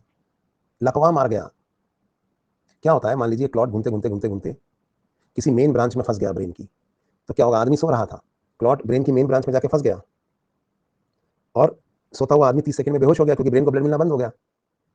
उसके बाद अगले 30 मिनट में ब्रेन में क्या हो गया, इंफार्क्शन डेवलप हो गया और मर गया, क्लिनिकल डेथ हो गई। सुबह देखा तो उठा ही नहीं, पता नहीं क्या हुआ था, सोए थे सोते ही रह गए, सुबह उठे ही नहीं, स्ट्रोक हो गया। और कभी कभी ये मेन ब्रांच में फंसने की जगह ये क्लॉट अगर किसी साइड ब्रांच में फंस जाए, ब्रेन की किसी ब्रांच में, तो वो ब्रांच ब्रेन के जिस एरिया को ब्लड सप्लाई कर रही है वो एरिया डैमेज हो जाएगा। किसी का मोटर एरिया चला गया, किसी का मेमोरी एरिया चला गया, किसी की याददाश्त चली गई, किसी के लकवा मार गया, किसी के राइट साइड में लकवा मार गया, किसी के लेफ्ट साइड में मार गया, किसी के कमर के नीचे मार गया, किसी का मुंह टेढ़ा हो गया, किसी का स्पीच चली गई, बोलना जो स्पीच सेंटर था वो डैमेज हो गया, मुझसे बोल ही नहीं पा रहा, मोटर एरिया, ऐसा सुना होगा ना आपने। तो ये कोई अंधा हो गया, विजुअल एरिया चला गया ब्रेन का। तो ये अलग अलग तरह के स्ट्रोक है भाई, है ना? तो यहाँ पे क्या होता है, लकवा मार गया, पैसे का मोह फिर भी खत्म नहीं हुआ, पैसा कमाने का, भ्रष्टाचार करने का शौक फिर भी नहीं गया, क्या वो अलग चीजें हैं। पर ये जो स्ट्रोक की जो चीज होती है किसी को भी हो सकती है, अच्छे आदमी को, बुरे आदमी को, क्यों हो जाती है? इसका रीजन ये है कि जो कोरोनरी आर्टरी, सॉरी जो सेरिब्रल आर्टरी, उसके किसी एरिया में जाके क्लॉट फंस गया। तो अब इसका क्या कर सकते हैं हम? इसमें भी हम वही करेंगे, स्ट्रेप्टोकाइनेज। स्ट्रेप्टोकाइनेज समझे, क्लॉट बस्टर एंजाइम, तो ये स्ट्रोक को गला देगा। अब एक बार ब्रेन का जो एरिया डैमेज हो गया वो दोबारा ठीक नहीं हो सकता, ठीक है? तो इसको हम कहते हैं स्ट्रोक। तो ब्रेन अटैक, अच्छा ब्रेन हेमरेज अलग चीज है, ये तो स्ट्रोक है, ब्रेन हेमरेज क्या होता है बताओ? उसमें ब्लड वेसल रप्चर हो जाती है हाई ब्लड प्रेशर की वजह से, वो अलग चीज है। ब्रेन हेमरेज, हाई बीपी की वजह से ब्लड वेसल रप्चर हो गई, उसमें भी डेथ हो जाएगी। ब्रेन हेमरेज अलग चीज है, उसको सेरेब्रोवास्कुलर एक्सीडेंट कहते हैं, वो हाई बीपी की वजह से होती है। पर बात तो वही है ना, नल में पानी नहीं आ रहा इसलिए हम प्यासे मर गए, दो रीजन हो सकते हैं, पाइपलाइन ब्लॉक हो गई है या पाइपलाइन फूट गई है, लेकिन नल में पानी नहीं आएगा तो सेल तो प्यासे मर जाएंगे ना। तो स्ट्रोक या हेमरेज, बात समझ में आई? दोनों में ही ब्रेन की डेथ हो सकती है। तो ये सेरिब्रल थ्रोम्बोसिस था स्ट्रोक, इसमें भी हम वही देते हैं, स्ट्रेप्टोकाइनेज। फिर आपने देखा होगा कि सर सोते सोते हार्ट अटैक आ गया, बैठे बैठे हार्ट अटैक आ गया। एक और तरीका है सर, हमने फिल्मों में देखा है, किसी बुढ़े और अमीर आदमी को जो बहुत पैसे वाला है, कभी कभी ना गुस्से में भी हार्ट अटैक आ जाता है। वो कोई बहुत अमीर बुढ़ा है और अचानक उसने जो है उसका जो इकलौता बेटा था उसने कोई गरीब घर की लड़की से शादी कर ली और वो आशीर्वाद लेने घर में आया, तो बुढ़ा आदमी को बहुत तेज गुस्सा आया, तूने पूरे खानदान की इज्जत मिट्टी में मिला दी, इस घर के दरवाजे तेरे लिए बंद हो गए, निकल जाओ मेरे घर से। और उसके सीने में से दर्द शुरू हो जाता है, कभी देखो आपने उसके सीने में दर्द शुरू हो जाता है। क्यों सीने में दर्द हो जाता है पता है? क्योंकि बुढ़ा आदमी, उसके अंदर कोलेस्ट्रॉल जमा था, उसका ल्यूमन वैसी नैरो था, और जब उसे गुस्सा आया तो उसका दिल जोर जोर से धड़का, एड्रेनलिन रिलीज होता है ना एंगर में, तो एड्रेनलिन हार्मोन दिल को जोर जोर से धड़काता है, और जब दिल जोर जोर से धड़केगा तो हार्ट की डिमांड बढ़ गई लेकिन सप्लाई नहीं बढ़ पाई क्योंकि कंजूस था, उसने बाईपास नहीं करवा रखा था, तो ल्यूमन नैरो था, डिमांड बढ़ गई, सप्लाई नहीं बढ़ी तो सीने में दर्द शुरू हो गया। उस दौरान कोई क्लॉट फंस गया है, कुछ हो गया तो डेथ भी हो सकती है। तो सीने में जब दर्द शुरू होने लगता है तो आपने देखा होगा कि अचानक वो कोई दवाई ढूंढता है, ड्रॉर में देख रहा है, इधर देख रहा है, और दवाई उसको नहीं मिल पाती, वो गिर जाती है और फिर वैसे करके मर जाता है। लेकिन कभी कभी जब वो दवाई खा लेता है तो जैसे ही वो दवाई खाता है वैसे ही उसके सीने में दर्द कम होने लगता है। पता है क्यों? वो दवाई है ना, ओरल म्यूकोजा से ही एब्जॉर्ब हो जाती है, वो वेसो डायलेटर्स होते हैं। आपको मैं बताया ना, कुछ ड्रग्स जो है वो ओरल म्यूकोजा से एब्जॉर्ब हो जाती है। तो ये जैसे मुंह में रखता है, यहाँ पे ओरल म्यूकोजा से एब्जॉर्ब होती है, ब्लड में जाती है और आर्टरी को थोड़ा डायलेट करती है, जिसकी वजह से यहाँ पे ब्लड फ्लो इंक्रीज होता है और चेस्ट पेन जो है वो कम हो जाता है, ब्लड फ्लो इंक्रीज होने लगता है। सॉर्बिट्रेट, ऐसी दवाइयाँ होती हैं कई सारी, सही बोल रहा है। तो ये सेरिब्रल मतलब ये क्या होता है, ये गुस्से में भी इस तरह से हार्ट अटैक। तो भाई ये अलग अलग तरह से कैसे हार्ट अटैक आते हैं वो मैंने आपको बताया। आपको पता है, ये जब मैं एमबीबीएस करके आया था तो शुरू में मैंने एक हॉस्पिटल ज्वाइन किया था कोटा में, ऐसे ही टाइम पास करने के लिए, क्योंकि मैं जाने वाला था बाहर इंडिया से, तो मुझे 1 साल का एक्सपीरियंस चाहिए था उसके लिए। फिर मैं गया नहीं, वो बात अलग है। तो अब वो हॉस्पिटल कुछ ज़्यादा चलता वलता नहीं था, तो मतलब उसमें ज़्यादा कंसल्टेंट या बड़े डॉक्टर जो थे ना, वो लोग सब रात को घर चले जाते थे और मुझे छोड़ जाया करते थे, कोई इमरजेंसी हो तो बुला लेना भाई। सुनते जाओ, जो लोग सुने हुए हैं वो शांत बैठे। तो बहुत अजीब अजीब केस आते थे रात को। एक रात को मैं अपने चैम्बर में था, अचानक से ना कंपाउंडर आया भागता चिल्लाता हुआ, डॉक्टर साहब दरवाजा खोलो, दरवाजा खोलो। मैं क्या हुआ क्या हुआ? कि अरे हार्ट अटैक का केस आया, हार्ट अटैक का। तो मैंने कहा जल्दी चलो, तो जाके देखा तो एक 18-19 ईयर ओल्ड गर्ल थी, 18-19 साल की लड़की, and she was literally yelling with agonizing pain. उसके सीने में भयंकर दर्द हो रहा। मैंने उसके माँ बाप से पूछा क्या हुआ क्या हुआ? अरे हमारी बेटी को हार्ट अटैक आ गया। मैंने पूछा कैसे आया? तो उसकी माँ बोलती है बेचारी बर्थडे पार्टी में गई थी अपने फ्रेंड की, तो आज लेट हो गई घर आने में, उसके फ्रेंड्स छोड़ने आए इसको, तो इसके पापा का दिमाग खराब हो गया। इतना लेट कैसे हो गया? तो उसके पापा ने जो है डांट दिया बुरी तरह से, तो मेरी फूल सी बच्ची को सदमा लग गया। सदमे की वजह से हार्ट अटैक आ गया। सदमे से हार्ट अटैक आ जाता है ना। वो लड़की कह रही पापा अब मैं नहीं बचूंगी, डॉक्टर साहब पापा कह रहे मेरे बच्चे को बचा लो, मेरी बेटी को बचा लो। मैंने कहा देखो, मैंने उस लड़की से पूछा क्या करती हो? तो बोली मैं नीट की तैयारी कर रही हूँ। नीट नहीं, एआईपीएमटी होता था उस टाइम ना, मैं एआईपीएमटी की तैयारी कर रही हूँ। तो मैंने बोला देखो मैं तुम्हें एक बात बताता हूँ, तुमने पढ़ा होगा तुम्हारे ना कोरोनरी आर्टरी में कोलेस्ट्रॉल जमा हो गया है और इसकी वजह से ल्यूमन नैरो हो गया। सुना है कुछ ऐसा? हाँ सुना है, पर वो सर को कुछ पता नहीं है ज्यादा, तो उन्होंने पढ़ाया नहीं। तो बोला मैं पढ़ाता हूँ तुम्हें। तो देखो यहाँ पे ना कोलेस्ट्रॉल जमा हो गया कोरोनरी आर्टरी में, इसकी वजह से जो है ल्यूमन नैरो हो गया है, और हम तुम्हें क्लॉट बस्टर एंजाइम देंगे, स्ट्रेप्टोकाइनेज। जब इसका इंजेक्शन हम तुम्हें देंगे तो इस क्लॉट को मिला देगा। बड़ा महंगा इंजेक्शन आता है, 3,000 रुपए का। उस टाइम पे 3,000 रुपए का इंजेक्शन था। तो इसकी वजह से तुम्हारा जो क्लॉट है ये गल जाएगा, फिर तुम्हारा हार्ट अटैक ठीक हो जाएगा। तो मैंने उसको फादर को फटाफट लिख के दिया, जाइए फटाफट इंजेक्शन लेके आइए। तो डॉक्टर बेचारा गया, मेडिकल स्टोर हॉस्पिटल में होता है, वहाँ से वो इंजेक्शन फटाफट लेके आया। मैंने उसको इंजेक्शन को तो जेब में रखा और एक सिरिंज में मैंने डिस्टिल्ड वाटर भरा और मैं उसको लगा दिया इंजेक्शन। 10 मिनट बाद मैंने उससे पूछा दर्द कम हो रहा है? हाँ थोड़ा कम हुआ, थोड़ा कम हुआ। मैंने बोला हाँ क्लॉट गल रहा है, इंजेक्शन लगे हुए 10 मिनट हो चुके हैं ना इसलिए। 10 मिनट मैंने उससे और पूछा और पेन रिड्यूस हुआ, पेन कम हुआ? हाँ थोड़ा और कम हो गया, थोड़ा और कम हो गया। वो लड़की ऐसे करे। 10 मिनट में और पेन आधे घंटे में नॉर्मल हो गई। हाँ बिल्कुल खतरे का, बिल्कुल क्लॉट गल गया, बच गए आप। और वो लड़की भी पापा से कह रही पापा इस बार तो बच गई, अगली बार नहीं बचूंगी मैं। पापा भी कह रहे नहीं बेटा आप कभी नहीं डांटूंगा आज के बाद, और तुम्हारा जो भी वो फ्रेंड थे उनको घर के अंदर लाओ, बाहर छोड़ के जा रहा था, अच्छा नहीं लग रहा था, इसलिए मैंने तुम्हें डांटा था। बोला अच्छा अच्छा ठीक। वो डॉक्टर साहब पिताजी जो है मेरे से कह रहे आज आपने बचा लिया मेरी बेटी को। मैंने कहा बिल्कुल माफ़ कीजिएगा साहब, आप बिल्कुल टाइम पे ले आए, अगर आप 5 मिनट भी लेट हो जाते ना तो आज मैं आपकी बेटी को नहीं बचा पाता, क्योंकि 30 मिनट्स लगते हैं, सिर्फ 30 मिनट्स ब्रेन को डेड होने में, और हार्ट अटैक के बाद आधे घंटे में डेथ हो जाती है। बिल्कुल टाइम पे ले आए आप। और हमने इंजेक्शन दे दिया। बोला हाँ, क्योंकि अगर 5 मिनट वो और देर करता तो दूसरा वाला रेजिडेंट आ जाता, 1500 वो भी ले लेता फिर। तो एनीवेज, तो ये जो मेडिकल स्टोर वाले थे, ये नर्स थे, कंपाउंडर थे, ऐसे फर्जी केस बहुत आते हैं। अब आप कहेंगे वो लोग बहुत हंसते थे, वो लोग खुश होते, बहुत सोचते थे यार जब भी किसी यंग फीमेल के हार्ट अटैक का केस आता है डॉक्टर साहब इतने खुश क्यों होते हैं, और जल्दी करो ऑक्सीजन लगाओ, स्टेप्टोकाइनेज दो, ये वो। तो आप ये सोच रहे होंगे मुझे पता कैसे चला कि लड़की झूठ बोल रही है। क्योंकि जो प्री मेनोपॉजल फीमेल्स होती हैं, यानी ऐसी फीमेल्स जिनमें मेंस्ट्रुअल साइकिल चल रही होती है, यानी 14-15 साल की उम्र से लेके जब तक मीनोपॉज नहीं आ जाता, यानी 50 साल की उम्र तक, तब तक उनको हार्ट अटैक नहीं होते जनरली। क्योंकि उनके अंदर जब मेंस्ट्रुअल साइकिल चल रही होती है तो उनके अंदर एस्ट्रोजन का लेवल बड़ा होता है, और 50 साल तक बड़ा हुआ रहता है हर महीने, तो उनके अंदर ना कोलेस्ट्रॉल जमा ही नहीं हो पाता कोरोनरी आर्टरीज के अंदर, उसकी वजह से। तो फीमेल्स को हार्ट अटैक कब होते हैं पता है? मीनोपॉज आने के बाद। उससे पहले तो बहुत ही रेयर नहीं होता। तो प्री मेनोपॉजल फीमेल्स को हार्ट अटैक नहीं होते। तो मुझे पता था कि वो झूठ बोल रही है, पर कंपाउंडर, मेडिकल स्टोर वाला सब बड़े खुश होते थे, सब देखते अरे डॉक्टर साहब इतने खुश क्यों है, यंग फीमेल के हार्ट अटैक का केस आया। और किसी में तो खुश होते नहीं है, कुछ कमाने को मिला। खैर वो तो मैंने वापस दे दिए थे पैसे, वो तो मैं ऐसे ही कह रहा हूँ, मैंने नहीं रखे थे, उसके फादर को दे दिया था, देख लो ये है रियलिटी। एनीवेज, तो हम बात कर रहे थे यहाँ पे हार्ट अटैक की। अच्छा आपने ऐसा सुना होगा कि हर अगला हार्ट अटैक पिछले हार्ट अटैक से ज्यादा खतरनाक होता है, सुना है कि नहीं सुना? हर अगला हार्ट अटैक पिछले हार्ट अटैक से ज्यादा खतरनाक होता है।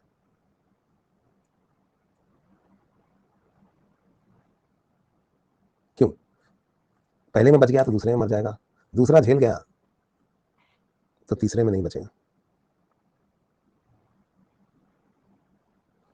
क्यों? पता है क्यों? क्योंकि हार्ट की मसल जो एक बार मर जाती है ना, वो मरी हुई मसल ना तो रिजनरेट होती है और ना ही दोबारा जिंदा होती है। हार्ट की जो मसल मर गई वो मर गई, मरी हुई मसल ना तो रिप्लेस होती है ना रिजनरेट होती है। ठीक है, तो पहले हार्ट अटैक में हार्ट की कुछ मसल मरी, जो सेकंड हार्ट अटैक होगा उसमें मरी हुई मसल नहीं मरेगी, जिंदा मसल में से थोड़ी और मर जाएगी, और थर्ड हार्ट अटैक में बची खुची भी मर जाएगी। समझ में आ रही है बात? With each successive heart attack amount of living cardiac tissue goes on decreasing. तो living cardiac tissue goes on decreasing, तो हार्ट बिकम्स प्रोग्रेसिवली वीकर। हर हार्ट अटैक के बाद हार्ट जो है वो वीक होता चला जा रहा है। ठीक है, हर हार्ट अटैक के बाद हार्ट जो है वो प्रोग्रेसिवली वीक होता चला जा रहा है, तो उसके बचने के चांसेस कम हो रहे हैं। इसलिए हर अगला हार्ट अटैक पिछले हार्ट अटैक से ज्यादा खतरनाक होता है। कभी कभी एक हार्ट अटैक में आदमी मर जाता है, पता है क्यों? क्योंकि इतने बड़े एरिया में इन्फार्क्शन हुआ होता है हार्ट के कि एक बार में मर गया, तो कुछ भी हो सकता है, पर हर अगला हार्ट अटैक पिछले ज्यादा खतरनाक क्यों होता है वो बता रहा था मैं।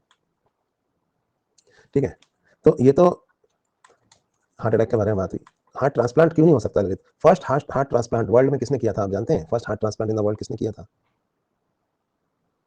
Doctor Christian Barnard. और क्या आप जानते हैं इंडिया में सबसे पहला हार्ट ट्रांसप्लांट किसने किया था?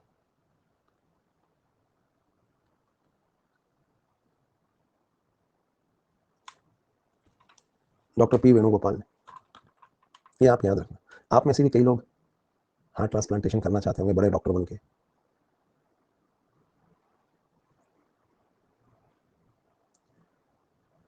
क्यों बनना चाहते हैं? क्यों करना चाहते हैं? क्यों आखिर दिल बदल दिए जाते हैं? आखिर हार्ट ट्रांसप्लांटेशन क्यों किया जाता है? डॉक्टर साहब अब इस दिल में बहुत यादें हो गई हैं, बदल डालो इस दिल को, मन नहीं लगता, नया दिल लगा दो। ऐसा थोड़ी। 2-3 हार्ट अटैक झेल चुका होगा, पक्की बात है अगला नहीं झेल पाएगा। 2-3 हार्ट अटैक झेल चुका होगा, अगला नहीं झेल पाएगा। अगर डोनर अवेलेबल है तो उसका हार्ट इसके लगा सकते हैं? नहीं लगा सकते, बताओ, है ना? तो हार्ट ट्रांसप्लांटेशन इसलिए किए जाते हैं कि भाई 2-3 हार्ट अटैक झेलने के बाद हार्ट इतना वीक हो गया कि अगला वाला नहीं झेल पाएगा। डोनर जनरली मिलते नहीं है, क्योंकि मरने के बाद ही कोई हार्ट डोनेट करेगा, जीते जी तो करेगा नहीं। फिर एचएलए मैचिंग होती है, बहुत सारी प्रॉब्लम है। इसलिए हम जेनेटिक इंजीनियरिंग यूज कर रहे हैं आजकल, पता है? हम जानवरों के अंदर ह्यूमन जीन्स डालेंगे और फिर वो जानवर जब ग्रो हो जाएंगे, वो जानवर, तो उनका हार्ट निकाल के हमारे लगा लेंगे हम, तो उसमें रिजेक्शन नहीं होगा। तो हमको चाहिए किसी ऐसे जानवर का हार्ट जिसके हार्ट का साइज हमारे हार्ट के साइज जितना हो। चूहे का दिल तो लगा नहीं सकते, हाथी का दिल तो लगा नहीं सकते हम। कौन सा ऐसा जानवर है जिसके हार्ट का साइज हमारे हार्ट जितना है? पिग। तो ट्रांसजेनिक पिग्स बना के उनका हार्ट हम अपने लगा सकते हैं। जब दूसरी स्पीशीज से ट्रांसप्लांटेशन किए जाएंगे ना, तो इन्हें कहा जाता है जीनो ट्रांसप्लांटेशन,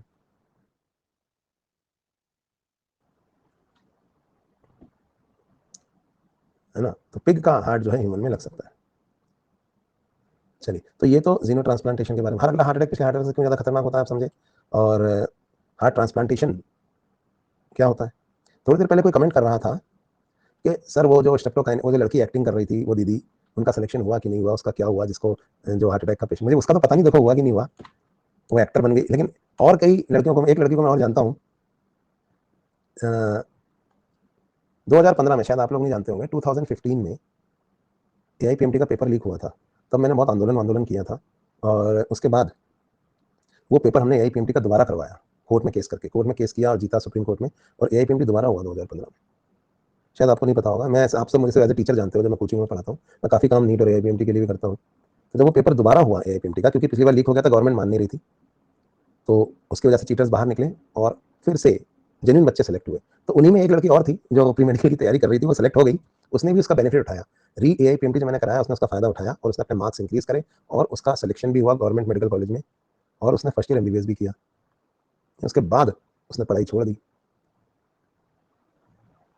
और इस लड़की का तो पता नहीं, लेकिन वो बाद में मिस इंडिया बन गई, और बाद में वो फिल्मों में हीरोइन भी बन गई। हरियाणा से किया था उसने। अब आप सोच के बताना कौन थी वो।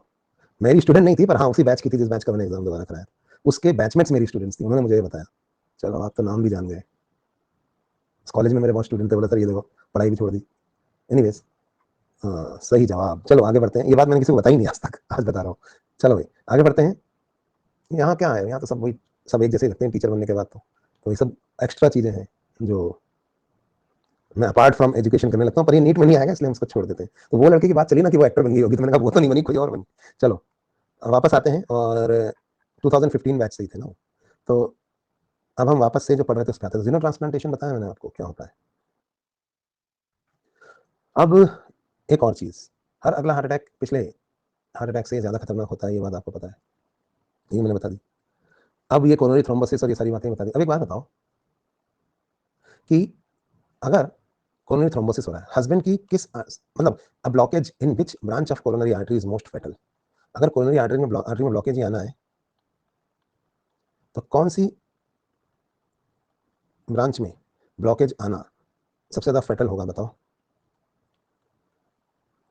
मैंने इस आर्टरी का नाम आपको बताया था थोड़ी देर पहले। वो ब्रांच जो लेफ्ट वेंट्रिकल को ब्लड सप्लाई कर रही है, यानी कि left anterior descending branch of coronary artery. याद आया आपको? LAD, left anterior descending branch of coronary artery, क्योंकि ये लेफ्ट वेंट्रिकल की आगे वाली दीवार को ब्लड सप्लाई कर रही है, हार्ट के सबसे बड़े एरिया को ब्लड सप्लाई कर रही है। तो इसमें अगर ब्लॉकेज आएगा तो ये सबसे ज़्यादा जानलेवा हो सकता है।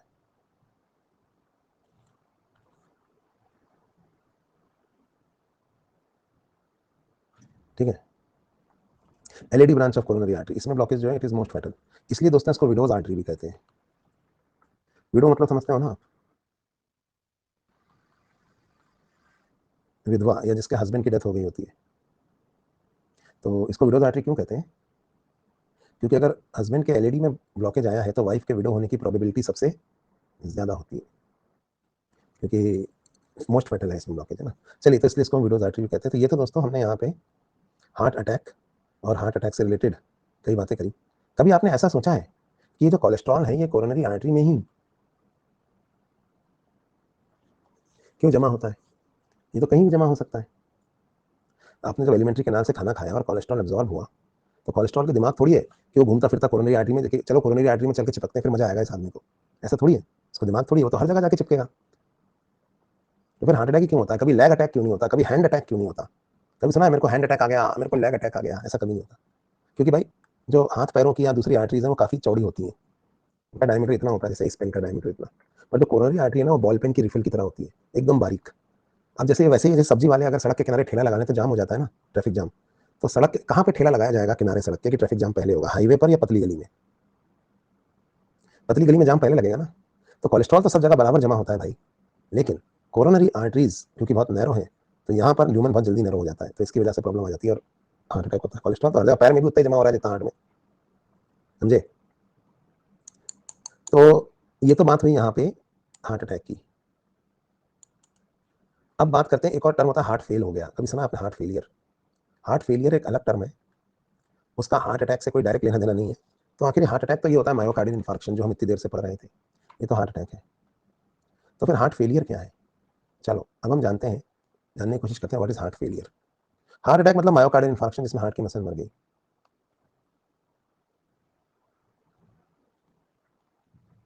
भाई एक्सेप्शनल बातें मत करो, मैं आपको नीट के लिए जो पढ़ा रहा हूँ उस पर बात करो युक्ति जी। ऐसे तो किसी को भी कुछ भी हो सकता है, bio is science of exception. तो वापस आते हैं heart failure. Now what is heart failure? Heart की मसल, जब हार्ट अटैक में क्या हुआ था, हार्ट की मसल मर गई थी। हार्ट फेलियर में पता क्या होता है? हार्ट की मसल जिंदा तो है लेकिन काम नहीं कर रही, यानी हार्ट फेल्स टू फंक्शन। क्या फंक्शन था हार्ट का? Pumping station. तो heart fails to function as a pump, इसको हम बोलते हैं हार्ट फेलियर हो गया। हार्ट जो है वो पंप की तरह फंक्शन करने में फेल हो गया। अब हार्ट फेलियर के जो रीजन हैं वो दो तरह के हो सकते हैं, इंट्रिंसिक और एक्सट्रिंसिक, या इंटरनल और एक्सटर्नल। तो चलिए हार्ट फेलियर के रीजंस देख लेते हैं। पहले बात करते हैं एक्सटर्नल रीजंस की, फिर बात करेंगे इंटरनल। हार्ट बीट नहीं कर रहा या ब्लड को पंप नहीं कर रहा, क्यों नहीं कर रहा? बहुत से रीजंस हो सकते हैं, injury, electric shock, pericardial effusion, ये सब क्या होता है? जैसे इंजरी हो गई, हार्ट को चोट लगी है, समझे बात को, दिल पे किसी ने जोर से घूसा मार दिया। अगर दिल पे किसी ने जोर से घूसा मार दिया, चाकू मार दिया, तीर मार दिया, तो दिल को चोट पहुंचेगी। चोट पहुंची ना, दिल को आघात पहुंचा है, इंजरी। तो दिल जिंदा तो है लेकिन दिल को चोट पहुंची है, इसलिए वो धड़कता नहीं। तो इंजरी में भी हार्ट बीट करना बंद कर सकता है ना। हार्ट की मसल जिंदा तो है लेकिन वो बीट नहीं कर रही, क्यों नहीं कर रही? क्योंकि दिल को चोट पहुंची है। अब चोट पहुंची है तो दिल जिंदा तो है लेकिन अब धड़कता नहीं, है ना। इलेक्ट्रिक शॉक, आपको पता होगा हार्ट में इलेक्ट्रिकल एक्टिविटी होती है जिससे हार्ट बीट करता है। कभी कभी वही इलेक्ट्रिकल एक्टिविटी हार्ट को स्टॉप भी कर सकती है। इलेक्ट्रिक शॉक लग गया, बिजली का झटका, हार्ट बीट करना बंद हो गया। या पेरिकार्डियल इफ्यूजन, हार्ट के चारों तरफ पेरिकार्डियल फ्लूइड होता है, बताया था ना मैंने। सोचो उस पेरिकार्डियल फ्लूइड की वॉल्यूम अगर बहुत ज़्यादा हो जाए तो क्या होगा। हार्ट सिस्टोल डायस्टोल करता है, ज़्यादा पेरिकार्डियल फ्लूइड हार्ट के चारों तरफ भर गया है तो हार्ट को दबा रहा है वो। अब हार्ट ढंग से डायस्टोल ही नहीं कर रहा। अब जो हार्ट पे प्रेशर ज़्यादा पड़ रहा है, हार्ट ढंग से डायस्टोल नहीं कर रहा। अब डायस्टोल में हार्ट भरता था तो सिस्टोल में खाली होता था, डायस्टोल में भरता था सिस्टोल में खाली होता था। अब हार्ट ढंग से डायस्टोल ही नहीं कर रहा और ढंग से भर ही नहीं पा रहा तो सिस्टोल में खाली कैसे होगा, है ना। तो इसे कहते हैं पेरिकार्डियल डिफ्यूजन। तो ये हार्ट फेल हो गया है to function as a pump. इसी तरह से कुछ इंटरनल रीजंस भी हो सकते हैं हार्ट फेलियर के। अब इंटरनल रीजंस क्या है, एक जगह होती है हार्ट में साइन ऑरिकुलर नोड, जहाँ पे इंपल्स बनती है और उसी से हार्ट बीट करता है, मैं पढ़ाऊंगा आपको। अगर वो ऐसे नोड ही फेल हो जाए तो इसकी वजह से क्या होगा पता है, हार्ट बीट ही नहीं करेगा। इंपल्स ही नहीं बनेगी तो हार्ट बीट नहीं करेगा। दूसरा क्या हो सकता है कि mechanism of muscle contraction fail हो जाए। इंपल्स तो बन रही है हार्ट में लेकिन उसके रिस्पॉन्स में मसल कॉन्ट्रैक्शन फेल हो गया है। सार्कोप्लाज्मिक रेटिकुलम से कैल्शियम आयंस रिलीज ही नहीं हो रहे, एक्टिन मायोसिन एक दूसरे में घुस ही नहीं रहे, तो इसकी वजह से भी हार्ट फेल हो सकता है ना। या फिर हार्ट बीट तो कर रहा है लेकिन ढंग से नहीं कर रहा, intensity of contraction has reduced. Murmur के बीट कर रहा है हार्ट, ऐसे तेजी से स्टोल करता था ना हार्ट, ऐसे मरमर के स्टोल कर रहा है तो ढंग से ब्लड बाहर पंपिंग हो रहा, वीक हो गए हार्ट के contractions. Intensity of contraction reduce हो गई, वीक कॉन्ट्रैक्शंस हो रहे हैं, इसे कहा जाता है कंजेस्टिव हार्ट फेलियर। अब ये एनसीईआरटी में दिया हुआ है जबकि ये आपको एमबीबीएस में पढ़ना चाहिए, तो पढ़ा देता हूँ भाई, दिया हुआ है तो, कि कंजेस्टिव हार्ट फेलियर क्या होता है। कंजेशन क्या होता है, इंटेंसिटी ऑफ मसल कॉन्ट्रैक्शन कम हो गई, मतलब क्या, इससे क्या हो रहा है, चलो देखते हैं इससे क्या होता है कंजेस्टिव हार्ट फेलियर। और बता देता हूँ, जैसे है ना, ये हमारा हार्ट है, आपको पता है दो वेंट्रिकल है, ये राइट वेंट्रिकल है और ये लेफ्ट वेंट्रिकल है, ये हमारे लंग्स है, ये शरीर के बाकी ऑर्गन्स हैं। तो आपको पता है राइट वेंट्रिकल से पल्मोनरी आर्टरी के थ्रू लंग्स में ब्लड जाता है और पल्मोनरी वेन के थ्रू वापस आता है, फिर यहाँ से ये ब्लड यहाँ जाता है, फिर यहाँ से ये ऑर्गन्स के लिए पंप होता है, ठीक है। अब अगर राइट वेंट्रिकल तो ठीक से कॉन्ट्रैक्ट कर रही है, सोचिए राइट वेंट्रिकल नॉर्मल है और वो ठीक से कॉन्ट्रैक्ट कर रही है, प्रॉब्लम किसमें आ गई पता है, लेफ्ट वेंट्रिकल में। लेफ्ट वेंट्रिकल ठीक से कॉन्ट्रैक्ट नहीं कर रही है, वो मरमर के कर रही है। राइट वेंट्रिकल बिल्कुल सही से कॉन्ट्रैक्ट कर रही है और लेफ्ट वेंट्रिकल ऐसे मरमर के कर रही है। तो राइट वेंट्रिकल सही से कर रही है, लेफ्ट मरमर के कर रही है, ऐसे में पता है क्या होगा, इधर से तो ब्लड पूरी फोर्स के साथ पुश होगा राइट वेंट्रिकल से और इधर से यहाँ भी आएगा बहुत तेजी से, पर यहाँ से बाहर उतनी तेजी से नहीं निकल पाएगा। तो इधर से ब्लड बहुत तेजी के साथ पुश हो रहा है, ठीक है, इधर से वापस भी आ रहा है लेकिन यहाँ से आगे नहीं निकल पा रहा। तो धीरे धीरे क्या होगा, इस पूरे एरिया में प्रेशर इंक्रीज हो जाएगा। क्या आपको ये बात समझ में आ रही है, क्योंकि यहाँ से ब्लड बाहर निकल नहीं पा रहा ना तेजी से, लेफ्ट वेंट्रिकल मरमर के कॉन्ट्रैक्शन कर रही है, राइट नॉर्मल है, ये मर के कर रही है, ये नॉर्मल स्पीड से कर रही है और ये स्लो कर रही है। तो इस पूरे एरिया में ज़्यादा ब्लड भर जाएगा, यहाँ लंग्स के अंदर भी प्रेशर इंक्रीज हो जाएगा, पल्मोनरी हाइपरटेंशन हो जाएगी, लंग्स की जो कैपिलरीज हैं इनमें भी प्रेशर इंक्रीज हो जाएगा, तो लंग्स की कैपिलरीज रप्चर हो सकती हैं और लंग्स के अंदर की कैपिलरीज रप्चर हो जाएंगी तो एल्विलाई में ब्लड भर जाएगा और एल्विलाई में ब्लड भरेगा तो खांसी के साथ बाहर निकलेगा, खांसी में खून आएगा, हिमोप्टिसिस होगी। यहाँ कंजेशन हो गया, कंजेशन मतलब समझते हैं भीड़ भाड़, मतलब इधर से तो ब्लड बहुत तेजी से घुस रहा है पर इधर से उतनी तेजी से निकल नहीं पा रहा है, तो यहाँ अंदर कंजेशन हो गया है, इसे कहते हैं कंजेस्टिव हार्ट फेलियर। क्योंकि पूरे पल्मोनरी आर्ट, यहाँ बैक प्रेशर लग रहा है ना यूँ, तो पूरा इसमें पूरे एरिया में प्रेशर इंक्रीज हो गया यहाँ, कहाँ, पल्मोनरी आर्टरी, कैपिलरीज और पल्मोनरी वेन्स में, इस पूरे में प्रेशर इंक्रीज हो गया है, इसे कहते हैं कंजेस्टिव हार्ट फेलियर। समझ में आई बात। तो ऐसी दवाइयाँ देनी पड़ेंगी जिससे लेफ्ट वेंट्रिकल तेजी से कॉन्ट्रैक्ट करे ताकि ब्लड फ्लो होता रहे। तो ये अलग अलग तरह के हार्ट फेलियर्स हैं जो मैंने आपको बताया यहाँ पे, है ना, external heart failure, internal heart failure. Heart failure और हार्ट अटैक दोनों ही डेंजरस हैं, दोनों में ही मौत हो सकती है। फिर भी अगर मैं आपसे पूछूं रिवर्सिबिलिटी के बेसिस पे देखा जाए तो ज़्यादा फेलियर, ज़्यादा डेंजरस क्या है, हार्ट अटैक या हार्ट फेलियर। हार्ट अटैक ज़्यादा डेंजरस है क्योंकि हार्ट अटैक में तो हार्ट की मसल मर गई, इरिवर्सिबल चेंज हो गया, अब जो मरी हुई मसल है वो तो जिंदा नहीं हो सकती। लेकिन हार्ट फेलियर में क्या है, हार्ट की मसल काम ही तो नहीं कर रही, जिंदा है ना, काम कराया जा सकता है। जैसे एक्सटर्नल हार्ट फेलियर हुआ है, इंजरी, दिल को चोट पहुंची, ऐसे दिल नहीं धड़क रहा है, दिल जख्मी हो गया है, तो वक्त के साथ दिल के जख्म फिर भर जाएंगे, वक्त वो मरहम है जो बड़े से बड़े जख्म भर देता है, कभी ना कभी दिल के जख्म भी भर जाएंगे और जब दिल के जख्म भर जाएंगे तो दिल फिर से एक बार धड़केगा और उसी शिद्दत से धड़केगा, ठीक है, क्योंकि दिल का तो काम ही धड़कना है। चोट पहुंची तो कुछ वक्त के लिए धड़कना भूल गया लेकिन फिर धड़केगा। कोई पूछता है ना कि दिल कितनी बार धड़क सकता है, तो कितनी ही बार, जब तक इंसान जिंदा, तो जब दिल के जख्म भर जाएंगे तो ये फिर से धड़केगा। इलेक्ट्रिक शॉक, एक शॉक और दे दो, आपने देखा है सीने के अंदर ऐसे चेस्ट पे ऐसे करंट देते हैं, फिल्मों में देखा होगा आपने, वो बाद में बताऊंगा। तो ये इलेक्ट्रिक शॉक देने से हार्ट की एक्टिविटी अगर रुक गई थी तो हार्ट की चालू कैसे हो जाती है, ये मैं आपको बाद में समझाऊंगा कि इलेक्ट्रिक शॉक क्या करता है, ये हम डिफिब्रिलेटर में समझेंगे। और पेरिकार्डियल इफ्यूजन, हार्ट के चारों तरफ अगर ज्यादा ब्लड इकट्ठा हो गया है तो एक काम करो, एक सिरिंज से एक्स्ट्रा ब्लड बाहर खींच के निकाल दो।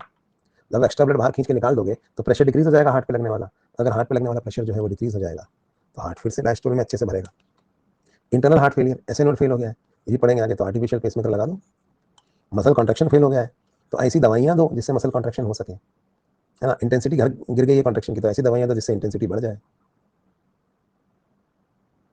है ना। तो ये रिवर्सिबल है हार्ट फेलियर। जबकि हार्ट अटैक क्या था दोस्तों, हार्ट अटैक में तो हार्ट की मसल मरी गई थी, तो ये थोड़ा सा ज्यादा रिवर्सिबल हो गया ना। बाकी मौत दोनों में हो सकती है, एक बड़े से हार्ट अटैक में एक बार में आदमी मर सकता है या कई हार्ट अटैक झेल सकता है, छोटे मोटे हार्ट फेलियर में फर्क नहीं पड़ेगा आदमी को, लेकिन बड़ा हार्ट फेलियर हुआ है तो एक बार में आदमी मर जाए। तो ये हार्ट अटैक और हार्ट फेलियर के बारे में मैंने आपको बताया, और हमने कोरोनरी सर्कुलेशन के बारे में भी जाना। अब दोस्तों हम बात करेंगे internal structure of the heart की। तो अगर हम हार्ट का इंटरनल स्ट्रक्चर देखें, बस 5 मिनट फिर डाउट लेंगे, तो कट सेक्शन अगर हम देखते हैं हार्ट का, तो हार्ट की वॉल में कौन कौन से लेयर्स पाए जाते हैं। देखो अगर हार्ट की वॉल का कट सेक्शन देखेंगे, सबसे बाहर तो पेरिकार्डियम है, पेराइटल पेरिकार्डियम, और अंदर वाले लेयर को हम विसरल पेरिकार्डियम बोलते हैं। विसरल पेरिकार्डियम ही एपिकार्डियम वाला लेयर है जिसको हमने कहा सिंपल स्क्वामस एपिथेलियम। तो ये सिंपल स्क्वामस एपिथेलियम का लेयर है। बीच वाला जो लेयर होता है इसमें मसल्स का लेयर, वही होता है मोटा, और उसी की वजह से होती है थिकनेस। तो बाहर वाले लेयर को तो एपिकार्डियम कहते हैं, पर बीच में जो मसल लेयर आपको दिख रहा है ना, जैसे इसी की वजह से हार्ट की दीवार की थिकनेस होती है। जैसे कोई भी दीवार होती है उसमें थिकनेस किसकी वजह से होती है, जैसे एक दीवार में होता क्या है, कोई भी दीवार है, पीछे दीवार है, बीच में ईंट की चुनाई होती है, बाहर भी प्लास्टर होता है अंदर भी प्लास्टर होता है, तो प्लास्टर से मोटाई थोड़ी ना बढ़ती है, मोटाई किससे बढ़ती है बताओ, ईंट की चुनाई से। तो बीच में ये जो मायोकार्डियम वाली लेयर है, this layer is responsible for the thickness of the walls of the heart या ब्लड वेसल्स, है ना। और ये स्ट्राइटेड मसल्स की बनी हुई है। जनरली स्ट्राइटेड मसल्स वॉलंटरी होती हैं, लेकिन ये स्पेशल तरह की स्ट्राइटेड मसल्स हैं जो कि इनवॉलंटरी हैं, ठीक है। इस लेयर को हम कहते हैं मायोकार्डियम।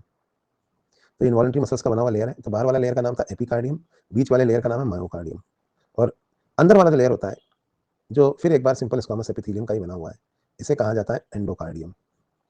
ये जो एंडोकार्डियम वाला लेयर है ना दोस्तों, ये एंडोडर्मल इन ऑरिजिन होता है, लेकिन जो बाहर वाले दो लेयर है एपिकार्डियम और मायोकार्डियम, ये दोनों मीजोडर्मल इन ऑरिजिन होते हैं। तो इस तरह से ये तीन लेयर्स मिलकर, तीन लेयर हार्ट की वॉल में पाए जाते हैं। इसके अंदर ल्यूमन ऑफ द हार्ट है, ये हार्ट का ल्यूमन है। तो अगर हम हार्ट के ल्यूमन को देखें तो बाहर जैसे सल्कस थे, तो मैं अपने अनुभव आपको अगली क्लास में बताऊंगा, थोड़े से आज शुरू कर रहा हूँ सिर्फ। जैसे बाहर सरफेस पे सल्कस थे ना, वैसे ही अंदर सेप्टम होते हैं।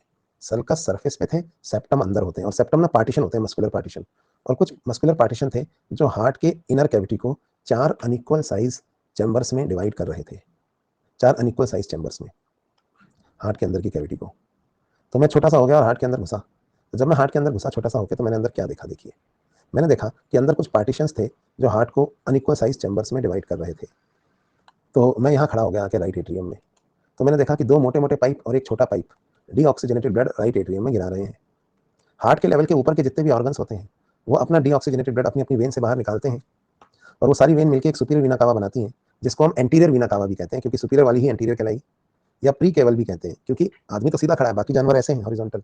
तो हमारे अंदर तो हार्ट के ऊपर और हार्ट के नीचे है, पर बाकी जानवरों में हार्ट के आगे और हार्ट के पीछे, तो प्री केवल और पोस्ट केवल भी कहते हैं इनको। तो एक सुपीरियर वीना कावा से हार्ट के लेवल के ऊपर के सारे ऑर्गन्स का डीऑक्सीजनेटेड ब्लड आ रहा था, हार्ट के लेवल के नीचे के सभी ऑर्गन्स का डीऑक्सीजनेटेड ब्लड अपनी अपनी वेन से बाहर निकल रहा था और मिलकर एक इंफीरियर वीना कावा में गिर रहा था, जिसको पोस्टीरियर वीना कावा या पोस्ट केवल भी कहते हैं, और ये भी आके राइट एट्रियम में ही गिर रही थी। और हार्ट का खुद का डीऑक्सीजनेटेड ब्लड एक छोटे से छेद कोरोनरी साइनस के थ्रू राइट एट्रियम में आके गिर रहा था। तो इस तरह से तीन, दो मोटे मोटे पाइप और एक छोटा पाइप अपना डीऑक्सीजनेटेड ब्लड राइट एट्रियम के अंदर गिरा रहे थे, ठीक है। फिर मैंने देखा यहाँ पे कुछ पार्टीशंस हैं। पहले मैंने देखा एक हॉरिजॉन्टल पार्टीशन जो इस तरह से था, और नीचे भी एक, सॉरी पहले मैंने देखा ये हॉरिजॉन्टल पार्टीशन, ये एक फाइब्रस सेप्टम का बना हुआ पार्टीशन है, इसे कहते हैं एट्रियो वेंट्रिकुलर सेप्टम। ये मिड लाइन से थोड़ा सा ऊपर है, जिसकी वजह से एट्रिया के चैम्बर थोड़े छोटे और वेंट्रिकल के चैम्बर्स थोड़े से बड़े होते हैं। तो ये जो एट्रियो वेंट्रिकुलर सेप्टम आपको यहाँ दिख रहा है ना, ये दोनों ही तरफ है इस तरह से, ये ऊपर वाली एट्रिया के चैम्बर्स को नीचे वाली वेंट्रिकल के चैम्बर्स से डिवाइड कर रहा, मतलब सेपरेट कर रहा था। ये राइट एवी सेप्टम है और इधर ये लेफ्ट एवी सेप्टम है। ये दोनों ऐसे हॉरिजॉन्टल पार्टीशन है जो ऊपर वाले छोटे एट्रियल चैम्बर और नीचे वाले बड़े वेंट्रिकुलर चैम्बर में हार्ट को डिवाइड कर रहे थे। दोनों ही पार्टीशनों में ऊपर एक छेद था, यहाँ जैसे इसमें छेद दिख रहा है ऐसे ही, तो दोनों ही सेप्टमों में एक छेद है, और ये छेद ऊपर वाली एट्रिया की कैविटी को नीचे वाली वेंट्रिकल की कैविटी से कनेक्ट कर रहा है। ये कहलाता है राइट एट्रियो वेंट्रिकुलर फोरामेन और ये कहलाता है लेफ्ट एट्रियो वेंट्रिकुलर फोरामेन। ठीक है, तो यहाँ पे दो एवी फोरामेन है, एक राइट एवी फोरामेन और एक लेफ्ट एवी फोरामेन, और दोनों एवी फोरामेन अपनी अपनी तरफ की एट्रिया को अपनी अपनी तरफ की वेंट्रिकल के साथ कनेक्ट कर रहे थे। ठीक है, राइट एवी फोरामेन और लेफ्ट एवी फोरामेन। और फिर कुछ मैंने वर्टिकल पार्टीशंस भी देखे यहाँ, एक यहाँ पे था ऐसे और एक यहाँ पे नीचे ऐसे। ये वाला था, ये मिड लाइन से थोड़ा सा इधर शिफ्टेड था, थोड़ा सा इधर। इसको मैंने कहा इंटर एट्रियल सेप्टम। इसकी वजह से राइट एट्रियम वाला चैम्बर थोड़ा सा बड़ा था, ये वाला chamber as compare to left atrium. ऐसा ही एक पार्टीशन नीचे भी था, वो मिड लाइन से थोड़ा इधर शिफ्टेड था राइट साइड में, जिसकी वजह से इसे मैंने कहा इंटरवेंट्रिकुलर सेप्टम। इसकी वजह से लेफ्ट वेंट्रिकल का चैम्बर राइट वेंट्रिकल के कंपैरिजन में ज्यादा बड़ा था, तो ये इंटरवेंट्रिकुलर सेप्टम कहलाया। देखो, वैसे आप कहेंगे सर कैविटी तो राइट वेंट्रिकल की बड़ी लग रही है लेफ्ट वेंट्रिकल से, चैम्बर तो लेफ्ट वेंट्रिकल ही बड़ा है, लेकिन लेफ्ट वेंट्रिकल में मसल मास सबसे ज्यादा होता है ना, मैंने आपको बताया था। तो इसकी वॉल में इतनी ज्यादा मसल मास होता है कि वो ल्यूमन का भी इंक्रोचमेंट कर लेती है। ये जो कैविटी है ना, इसमें भी मसल मास ग्रो हो जाता है। तो चैम्बर ल्यूमन तो इसका ज्यादा बड़ा है राइट वेंट्रिकल का, लेकिन largest chamber of the heart फिर भी कौन सा है? Left ventricle. यही largest chamber of the heart है। ठीक है, और ये पार्टीशन थोड़ा सा इधर शिफ्टेड है। तो चार, दो एक हॉरिजॉन्टल मतलब दो हॉरिजॉन्टल पार्टीशन और दो वर्टिकल पार्टीशन हार्ट के अंदर की कैविटी को चार अनइक्वल साइज चैम्बर्स में डिवाइड कर रहे थे। राइट एट्रियम थोड़ी सी बड़ी थी लेफ्ट से, और लेफ्ट वेंट्रिकल बड़ी है राइट वेंट्रिकल से। तो इस तरह से इसको चार अनइक्वल साइज कैविटीज में ये चैम्बर्स जो है वो डिवाइड कर रहे थे। और यहाँ इंटर एट्रियल सेप्टम में एक छोटा सा खांचा था, जिसको हमने बोला फोसा ओवेलिस। पर ये खांचा क्यों है यहाँ इंटर एट्रियल सेप्टम में, इसका जवाब मैं आपको अगली क्लास में जब फीटल सर्कुलेशन पढ़ाऊंगा तब दूंगा। जैसे कहीं कोई खिड़की है मान लीजिए दीवार में, आपने उस खिड़की को बंद कर दिया और वहाँ ईंट की चुनाई करा के उसे क्लोज कर दिया, फिर भी वहाँ एक हल्का सा खांचा रह गया, तो ये खांचा ये बताता है कि कभी यहाँ खिड़की हुआ करती थी। इसी तरह से फोसा ओवेलिस एक खांचा है जो बताता है कि कभी यहाँ खिड़की हुआ करती थी। वो खिड़की क्या करती थी वो बाद में देखेंगे, फिलहाल मैंने इतना बताया कि अंदर चार सेप्टम है जो अंदर के चार चैम्बर्स को चार अनइक्वल साइज चैम्बर्स में डिवाइड कर रहे हैं, अंदर की कैविटी को, है ना। तो इस तरह से हार्ट अंदर से ही डिवाइडेड था। इसी चीज से हम अगले क्लास में पढ़ेंगे, internal structure of the heart पढ़ेंगे हम। तो अगली क्लास में आप पूरा internal structure of the heart पढ़कर आएंगे, ये जो यहाँ पे दिया हुआ है। तो मैं आपको पूरा internal structure of the heart भी पढ़ाऊंगा और फीटल सर्कुलेशन के बारे में भी बताऊंगा, और पल्मोनरी सर्कुलेशन भी हम देखेंगे। अभी मैं 10 मिनट डाउट्स ले रहा हूँ, तो अगर आपको कोई डाउट है तो आप पूछ सकते हैं। ये सब जो मैं यहाँ पे अपलोड कर रहा हूँ ना, ये सब आपको पढ़ के आना है अगली बार।